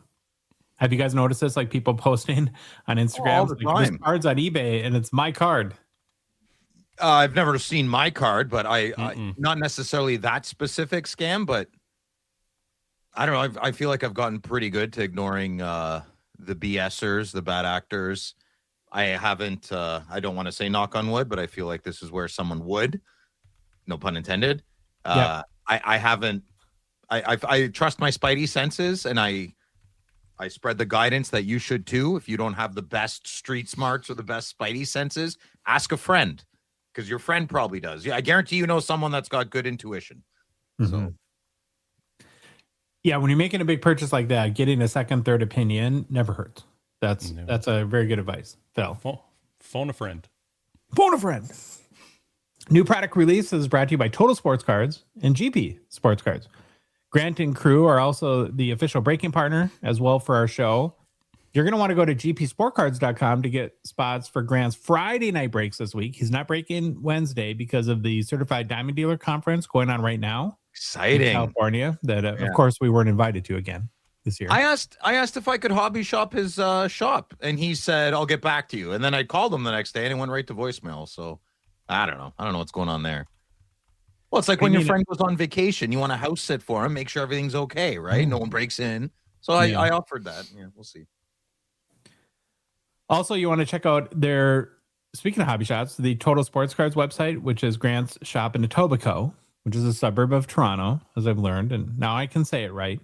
Tons of new hockey releases, all at really great prices. Grant ships to anywhere in Canada, as Total Sports is an Upper Deck authorized air store, so you can get all the latest hobby releases and a bunch of existing products too. Grant even has EX2000 in stock. Really shocked about that. He must have ordered quite a bit, eh? Did you see bunch the pile? Yeah. Only 137.50 Canadian too. Not bad price in there, but only I care about that. And he's losing money on it. So go buy more than one. Tons of other products you can pick up too. What a great selection. And then finally, I guess Grant buys collections and lots every week. He's always posting his recent pickups. So be sure to reach out to him on Instagram if you have some cool stuff to sell. Okay, new product releases. We've been on break a little bit, and I've talked to Louis about this, but Phil, have you been swept up and caught on to the whole holiday hanger phenomenon here with Upper Deck? No, I try not to leave my house in the winter too much. I'm assuming this is Wally World, Walmart there. Walmart. I don't know. I can't find them in Minnesota. I went to both Walmart and Target, but I think like in Meyer, we've seen them in like Ohio, stuff like that. So they are in. How much are they? Well, on eBay, they're going for like $60-$70 now because there's two parallels in these hanger boxes. What are they? They're gold foil. Well, there's a Young Guns gold foil parallel. Of everybody? Of every player? Of Series 1, 25, 26. So it'd be Demidov would be the big chase. Or Zane Perrin. Yeah, that's awesome. Mm-hmm. Yeah. You get a Young Guns in 1 in 12 packs, and you get 12 packs in a box. So roughly you get one Young Guns per one of these hanger boxes. Mm-hmm. Then they also made a special Christmas-themed Dazzler. That's 1 in 12 packs as well. Oh, I bought one. I bought a Crosby. I bought it for like the green and red one. Yeah, I bought it for like $40, and I was like, "Oh God, I bought a $40 Dazzler." But then I looked at the comps, and I actually got a good deal. They're really nice. They're really nice, and they're kind of flying, and they're on the secondary markets right now. So I thought what we do is, let's take a look at the top 5 high sellers so far over the past week and see how much these are actually going for. All sales made via eBay have been verified as paid for as Terapeak. Of course, we're just looking at the top 5 highest sellers with each's respective top sale, because if you just went on the top 5 total sales, it would be all Demidov Young Guns. But we're going to start off with a tie at number 5. So first we have Ryan Leonard Young Guns green foil parallel. Raw sold for as much as $58 on January 1st. Context, the base Young Guns raw is going for about $15 right now. And I think my guess is these green foil parallels have about the same odds or similar odds to like an Outburst. Sure. Okay. So that would be one way to look at it. Now, the fourth highest seller from the holiday hangers is a Kaprizov, the Christmas Dazzler. That sold for as much as $58 on January 1st. So more than my Crosby? May or may not have one on the way. No, is this you? Or did you get a better deal? We'll see. Number 3 is the Zane Perrin Young Guns green foil parallel raw. Sold for as much as $73 on December 31st. Now, again, he popped off at the World Juniors, so there's been a lot of interest there. Current average sale for a base raw Young Guns is about $20. So this is almost like 3.5 times what a base raw Young Guns is going for. I love it. Real sharp, man, that green. Yeah, it looks nice. Oh, I want to see the gold. Do you have a picture of the gold? There's no gold. Oh. Well. What? You said there's a gold. Mm-hmm. No, there's a green parallel. Oh, I could have swore you said gold. He did. Oh, sorry, I meant green. Well, that's a big difference. Yeah. Oops. Rewind. Green parallel. Oh, this segment sucks. I like gold, man, but green's my favorite color. So carry on, Madigan. Okay, number 2 is Ivan Demidov with the Christmas Dazzlers. Raw sold for as much as $145 US. Top sale so far on December 24th. It's ridiculous. If you compare that to a pink Dazzler from Series 1 Hobby, it goes for $85 US. Then the big card, of course, is the Demidov Young Guns Green Foil Parallel. $501 USD for a raw copy is the highest sale on December 28th. Wow. Current average sale for a base raw Young Guns is about $130 US. And then doing that Silver Outburst comparison, a raw Silver Outburst is going for about $500. I think I'd still rather have the Outburst than the green parallel, but strong prices. Holy moly. And seems to be a hit for Upper Deck. Do you guys like stuff like this? Like doing a Christmas hobby? I love it. Yeah. Big fan. I'm glad they didn't change the pictures either. Don't change the pictures. Keep it the same. Yeah, I love the Young Guns design this year is great. I love the foiling. I'm a little upset there's no gold foil now, but I mean, that's all right. You'll be okay. Yeah. You'll forget about it after. You're a survivor, Phil. That is true, Louis. That is true. So you guys think Upper Deck should do this annually? Yeah, I think this is I think it's cool because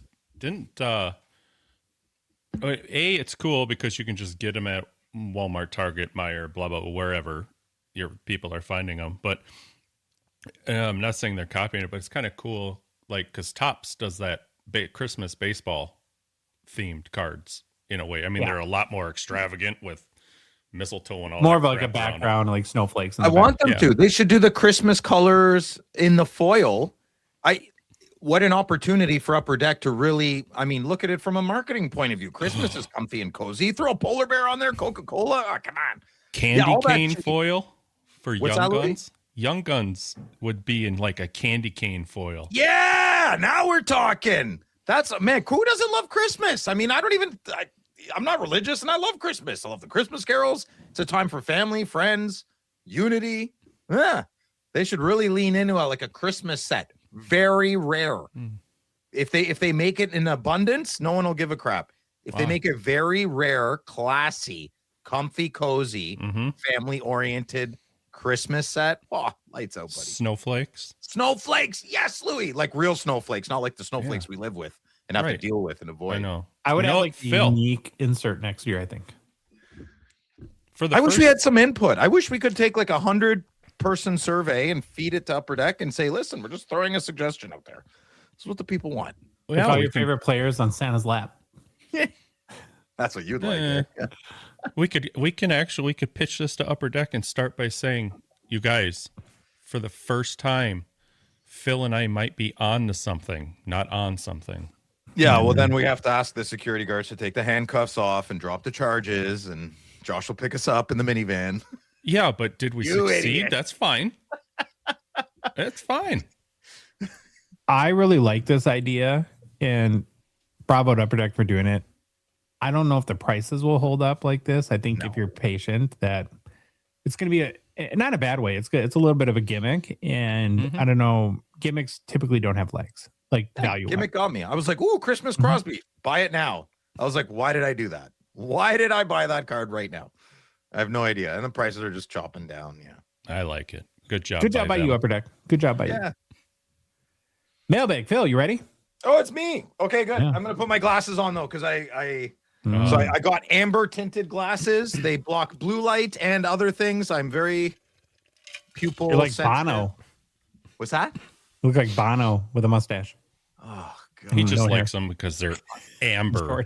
I like old U2. Greek. I wish they were green. I thought I would look better with green, but I don't find amber makes me look good. But it does help me read here. So let me. Is this month's house cleaner amber? Yeah. Are they amber sunglasses or amber sunglasses? Stop. I should have never told you that. All right, next question. Or wait, first question. Who's dated more house cleaners, you or Carter? Gongshow Mailbag, Instagram. Okay, Mama 2021. What is your opinion on the best under 30 wax buy? I would said maybe extended if you can find it under there. Louis, what do you think? Yeah, I went the wrong way with this. I said like a flamingo wax kit or a Veet body kit for general use. Sugaring, I hear, is less painful. I would go 1990 Pro Set. If you need to spend $30 or less, hunt that Stanley Cup hologram and rub it in Phil's face. Yeah, like those boys I mentioned earlier from New York, the Van Hoovels. Mm-hmm. They bought one box off of eBay. The first pack, Ace hit his middles, hit the hologram. First pack box off eBay. No way. Way. Totally way. You know how much more I want to say about my new friend Jude? Not my new friend, but my friend Jude. I want to say so much. I will say this. Jude asked me, so he doesn't have any social media about hockey cards. Jude has one of the biggest hockey card collections I have ever heard of, seen. It's come across my table, all those things that you can say. Nobody knows. Only a handful of people on the planet know his cards. He's very private, and he has all his cards are worth more than this house I'm renting. It's crazy. He has an incredible collection. I got one box of Pro Set up there right now. I'm staring at that's got a hologram in it. Maybe it's got a hologram in it. Okay, listen, but I'm ignoring next question, guy. Did we answer okay, Mama? Yep. Okay, next question. Foley 48. What's up, brother? How many E-Pack exclusive variants are there for O-Pee-Chee Platinum?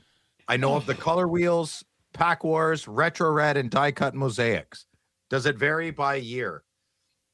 Many and yes. Phil. What's that? I would say there's many, and yes, it does vary by year. Many and yes. Okay, sit down and take a listen here. So there's color wheel parallels. They're E-Pack exclusive color wheels. Parallels are earned by combining multiple copies of the same card with the required quantities and structure changing by year. Then you have Pack War parallels, and they're E-Pack only cards. They're awarded through weekly Pack War competitions, with each week effectively acting as a separate limited release. Mosaic parallels are E-Pack exclusive variants created through combining specific cards as well, and both are eligible and required. And both the eligibility and requirements vary from season to season. Sorry, this is boring if you're not an E-Pack guy, but I'm almost done. Retro and Retro Red parallels are special E-Pack variants that change year to year. Achievement and event parallels are time-limited E-Pack exclusives earned by completing set achievements. And lastly, you have seasonal and or promotional parallels that are short-run E-Pack exclusives tied to specific promotions. That's basically like we'll make one when we want to. Right? Like, if I feel like doing something, I'm going to do it when I want to, and I'm going to call it a promotion, which I love. I'd love to be part of that crew. But, yeah, there's a lot. And I probably explained it in a confusing way, but the Upper Decks E-Pack FAQ is very good. Their website is excellent. It helps you. It holds your hand. Sometimes you need two hands to hold you, and that would be me. I still struggle, but hopefully that got you started. Next question, Discord, Ben. What would you guys prefer? Fanatics receiving an NHL license alongside Upper Deck to produce hockey cards as a direct competitor? Or Upper Deck receiving an additional license to produce cards from another sport or topic? NBA, NFL, soccer, racing, Disney princesses, my man. I'll go first. Great question, Ben. I'll give a bold answer. I'd want Fanatics to receive the license. No, Jason, don't get mad. I know you're listening. Don't get mad, Jason. Because I truly and firmly believe that competition would make everything better in our hobby. And I am even more confident that Upper Deck would come out on top of that because they have their finger on the pulse of our hobby better than anyone else. Even though we make fun of them, so Phil's being contradictory. I'm not. When you love something, you're allowed to critique it. And I love Upper Deck and I'm critiquing it, but they usually come out on top. And I don't think Topps or Panini would be able to replicate that, unfortunately. But all we would need is like 2 really great inserts from Topps a year. That would be great for us, right? And then I'll collect my 100 from Upper Deck. Louis, what do you think? I like competition. I agree with you. I think if somebody else tried to take over the hockey scene right now, though, which won't happen. Upper Deck, like you said, will still come out on top. They know what's going on. They got it in the bag, but there's nothing wrong with a little competition. I wouldn't mind, I'll go homer on the bit. Let's steal some F1 away from Tops and let Upper Deck play in that pool a little bit. Josh, what would you think? Yeah, I think competition is a good thing. This is a tough one for me because I'd love to see other Upper Deck get some other big sports, but like Tops hockey would be great too.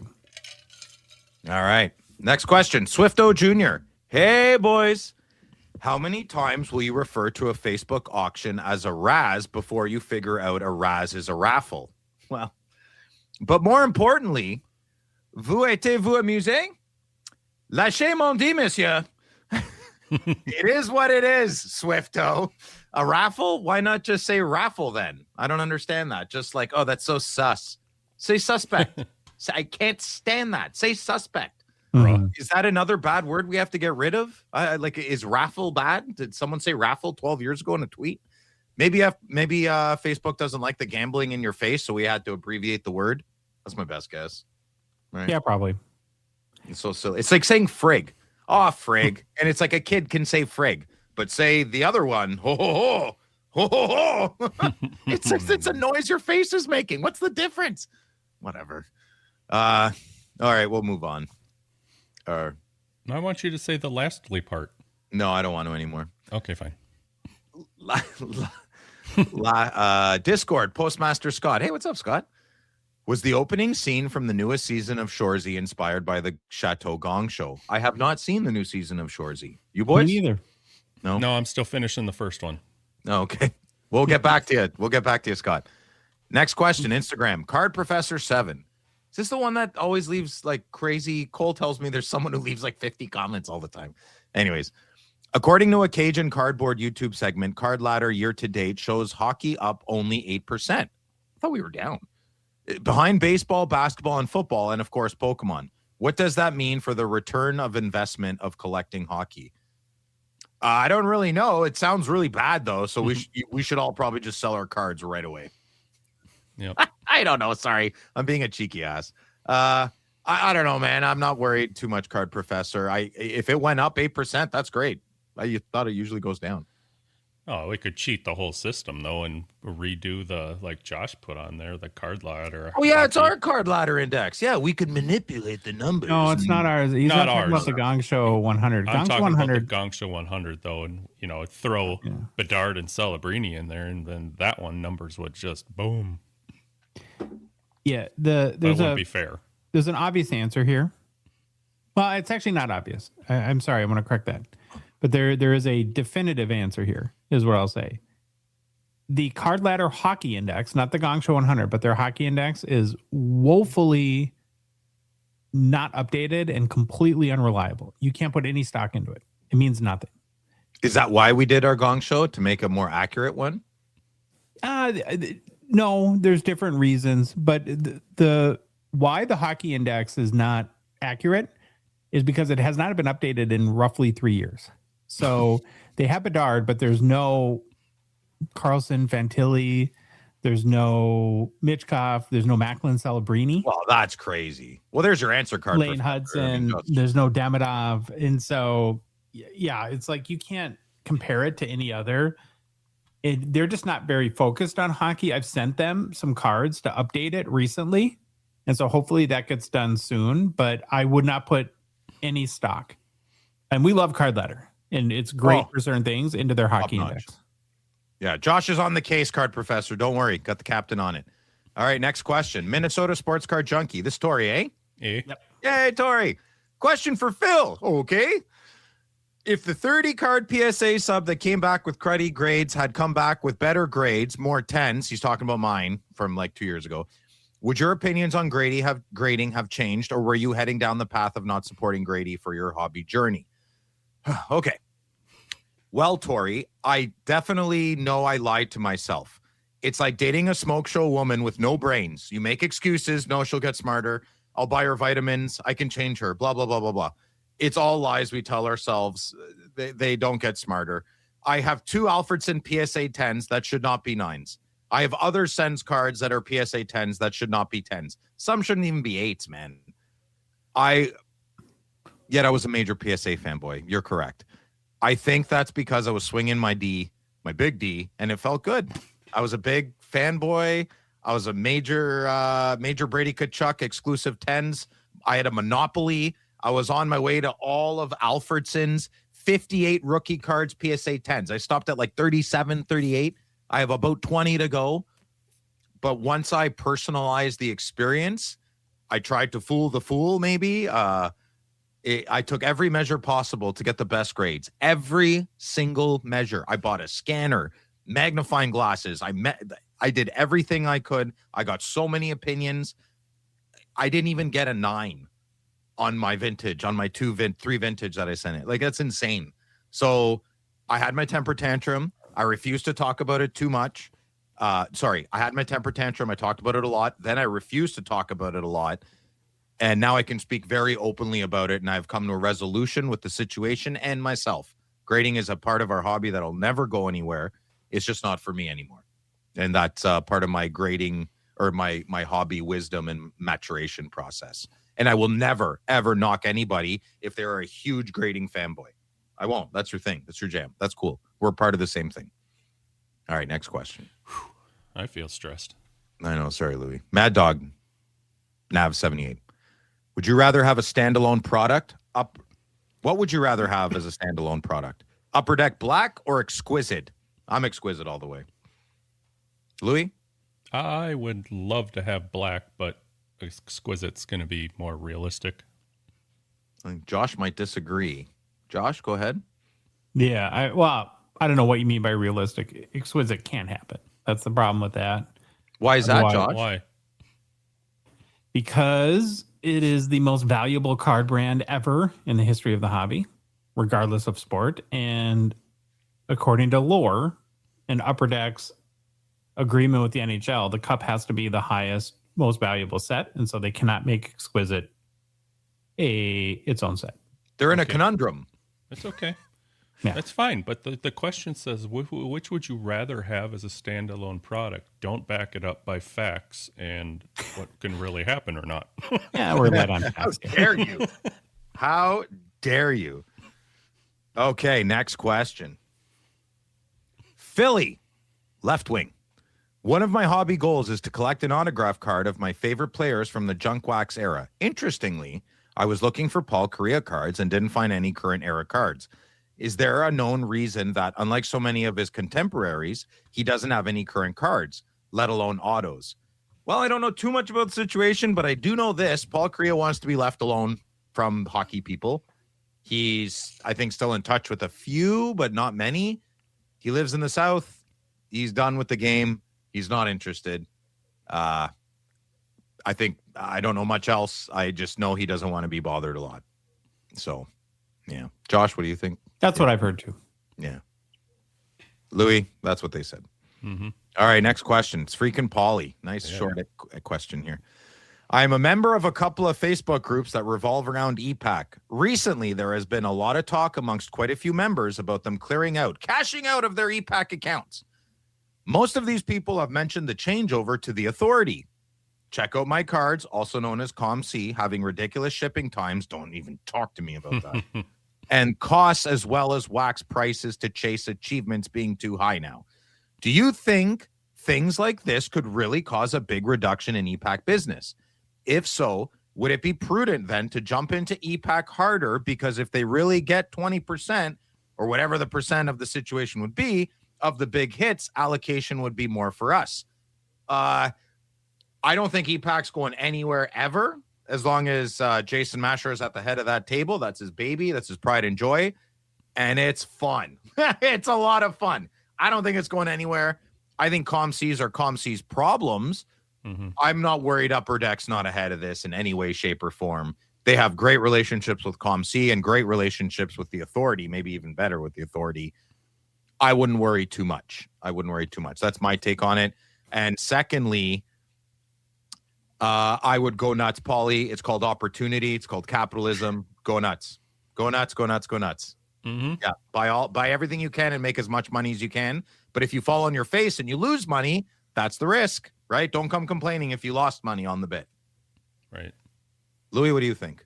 I said go for it. Somebody's got to try. Josh? I think we have to be careful. It's not a bad theory, and he's using some logic there, but any sort of social media commentary on the hobby, like Facebook groups, Instagram, is going to, in my opinion, land way towards the negative sky is falling, hobby apocalypse is coming. And I don't think that is always representative of what most of the hobby feels. It's like going back to the grading thing. You go find any YouTube video about PSA, and according to the internet, it's the worst company that ever existed, but they graded 26 million cards last month. Up 24% on the year. Yeah.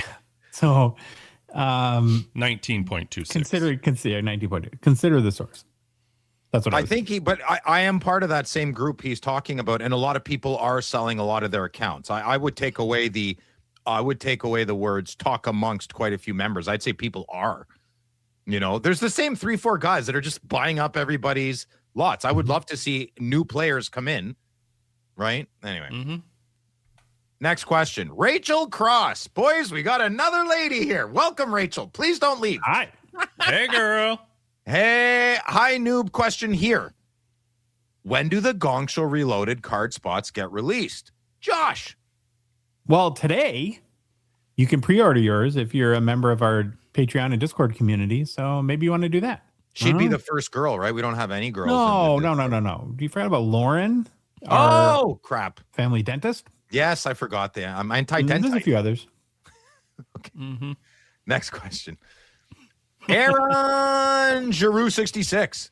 My son pulled the 1-of-1 Will Smith Shield Auto. Shut the front door. Wow. Tried some research. Good luck. But any idea on the value? My answer is this is a Josh question. Louis, what's your answer? I said get rid of it right now. Slab sharks it and let the market tell us. Unless you want to keep it. Joshua Madigan. What kind of paper route does your kid have where you can buy $1,500 hobby selling box? Playboys. He's selling Pornhub subs. Phil. What? Jeez. What? I don't know. It's probably 8.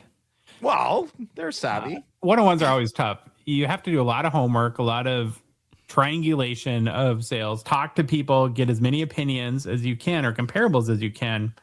Listen, what you want, I know what people want in this scenario. They want to be able to go look up like a base Young Guns and see 20 sales in the past month and say, oh, that's the number. Yeah. 1-on-1s don't work that way. And so I'd look at comparable players. I would look at what did the Macklin Celebrini or whatever sell for versus, and then try to like do some sort of percentage ratio between that and other big cards where there's comps for. And at the end of the day, you just need to find the right buyer that's willing to pay whatever it takes to get this 1-on-1 card. Excellent answer. Much better than mine and Louis. Next question. I hope that helps, Aaron. I hope that helps. And congratulations, brother. That is kidding. Yeah. Amazing. Like, awesome. Hey, if you do Slab Sharks, make sure you message Josh or Louis and let them know so we can talk about the card. And if you're in America, make sure you send it to us so we can send it to Slab Sharks. Thank you. Okay. Next question. YD Collectibles. What products does Phil use for his mustache? Josh. Well, I'm guessing goat urine. Disgusting. Louis. thought it was something like that. Something about Mary stuff. Even more gross. That doesn't age us at all. So those two disgusting suggestions that I will not take aside, I actually have a very good answer for you. It's olive oil. It's actually my own product. It's called Greek mustache oil. So, yeah, if anyone's interested, I have some, and let me know. Okay. Have you legitimately ever put olive oil in your mustache? No. My skin secretes olive oil. Yeah, even though I'm a pretty dry kind of guy for some reason. Fair. I don't know. Okay. Next question. Robert Lang. How much is the Gold Gretzky Star Quest worth? I don't know. You don't know the answer, Josh. The last raw sale in November went for $1,500 US. So 1,500 America bucks. Should we sing the mailbag from now on? Sure, That'd be bad. That's not that bad. I'd buy that for that. No, yeah. Yeah, I'd buy it for hell yeah, that. all day. 2K. Anyways, okay. Yeah, next I mean, not here another Homer thing, but yeah, the Madonna went for 1,000, 12. What? And that's only 15. I'd buy it. You'd have No, to look at I'm the saying condition. like, how does the Medano go for 1,000 and the Gretzky go for 15? That doesn't. I don't make know. Dude, Maybe the that's Gretzky Carlos. had a big chunk out of the side of it or something. You never know. Yeah, that doesn't. Yeah, I don't know. Okay, next question. IB collects 1989. What resources are there out there to learn about vintage hockey cards? I said make friends with smarter people. Works for me. Louis? Okay. Well, you didn't put any the names you got in there though. They're not Yeah, I smart don't know. people. They can figure out who they are. I don't want to toot their horns. Because you're the horn tooter, so Oh, that sounds dirty. it's not supposed to be. Who's tooting what?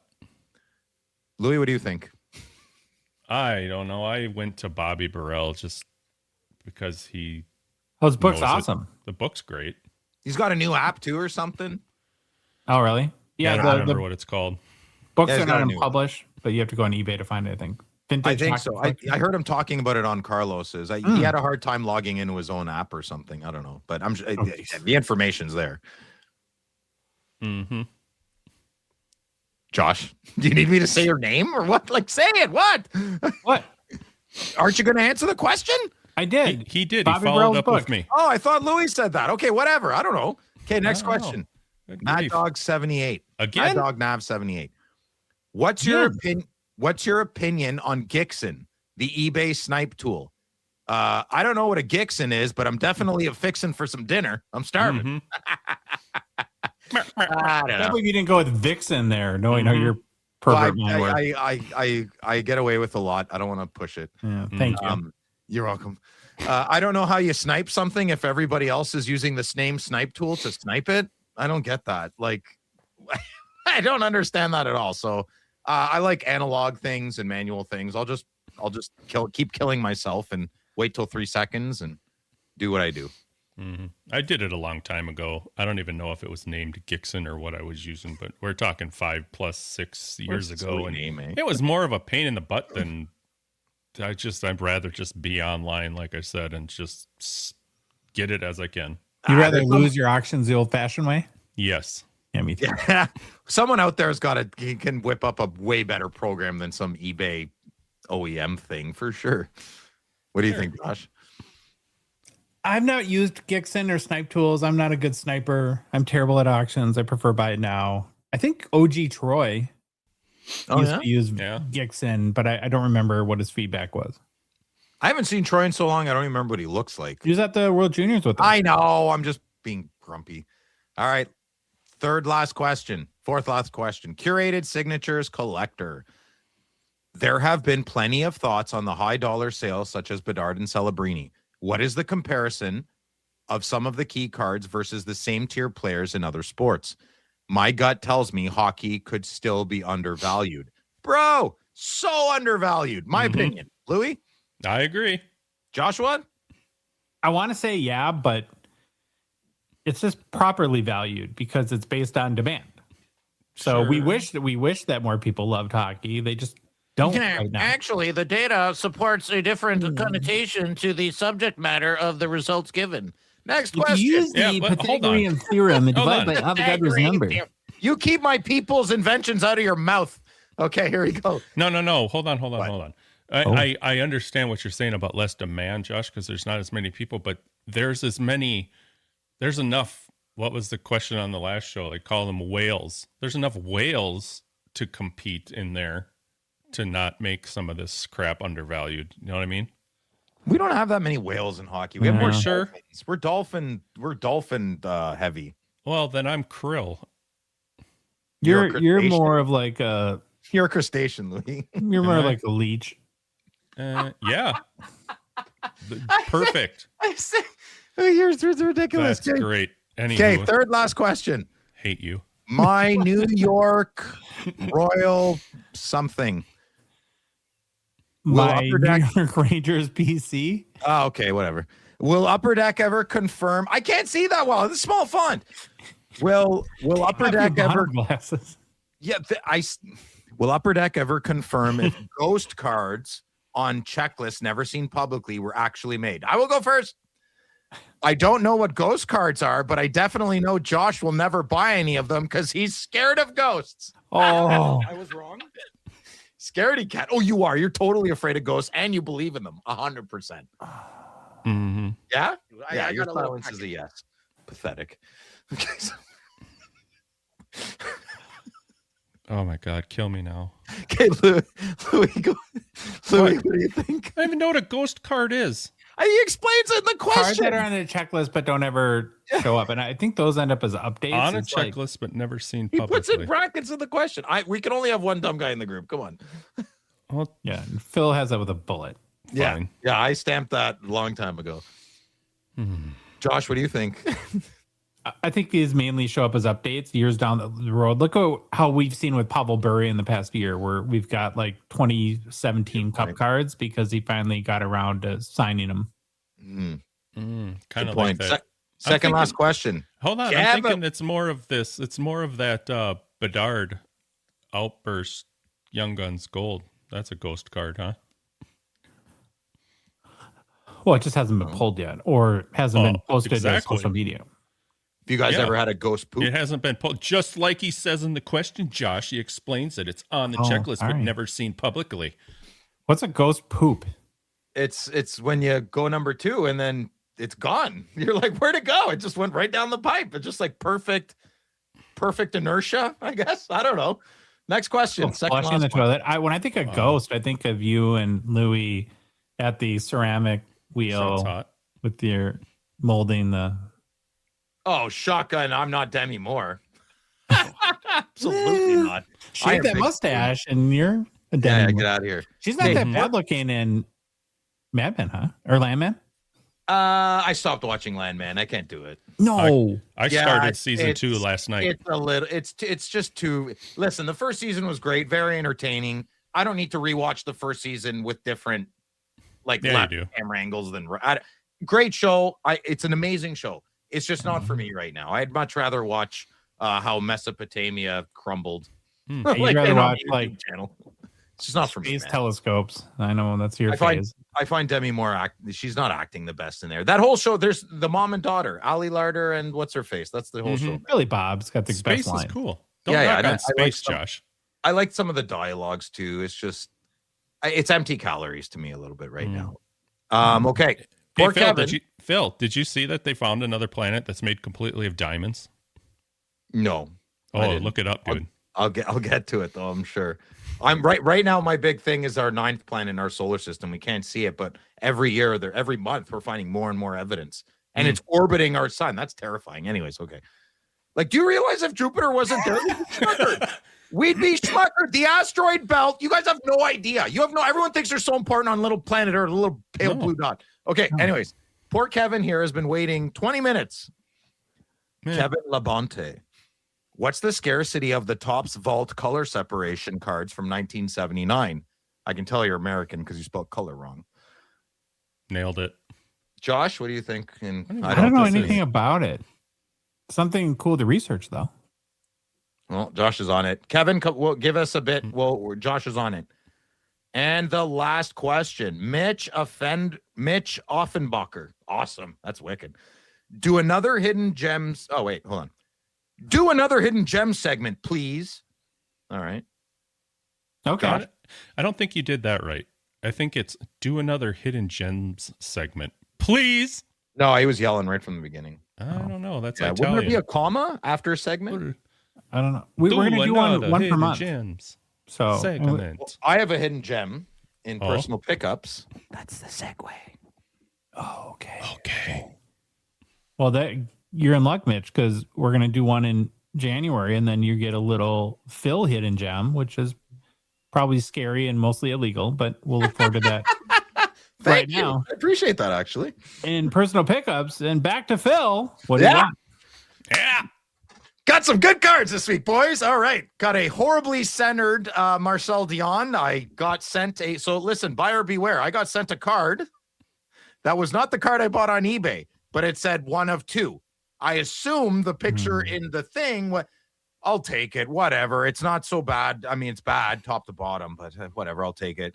It's a clean card, though. It's a clean card other than the horrible centering. There weren't any other choices? Yeah, there was 2 choices, but I could not see the second card. It was quantity 2 on eBay. So I'd have gone with that one. I guess he decided to send me this one that I could not see on the, So whatever. But I'm getting all the base cards of Marcel Dion's career, and this is one of them. So I'll put it in the binder. If I see a better one at a show, I'll just trade up. That's my collecting going. I don't like him in a Red Wings uni. Yeah, it's different, eh? Mm-hmm. Okay. And then my second card. Yeah. So speaking of hidden gems, this is an acetate, a PETG card of Sidney Crosby called Heart and Soul from the Compendium hockey set from 26. I know nothing about this card. I bought it. I love it. It was dirt cheap. I bought like 4 others since then. I can't find any more on eBay, but it's a hidden gem for me, and I love it. And no, I'm not selling one of them. Yeah. And looks amazing in hand. Excellent in hand. And then thirdly, this got spendy for me. I don't even really like the card. I'm not a big horizontal card guy, but I had to buy it because it's number 10. Number 10 it is. Out of 25. Sorry, I skipped that. It doesn't matter. Number 10 out of 25, and I think I got all of them now.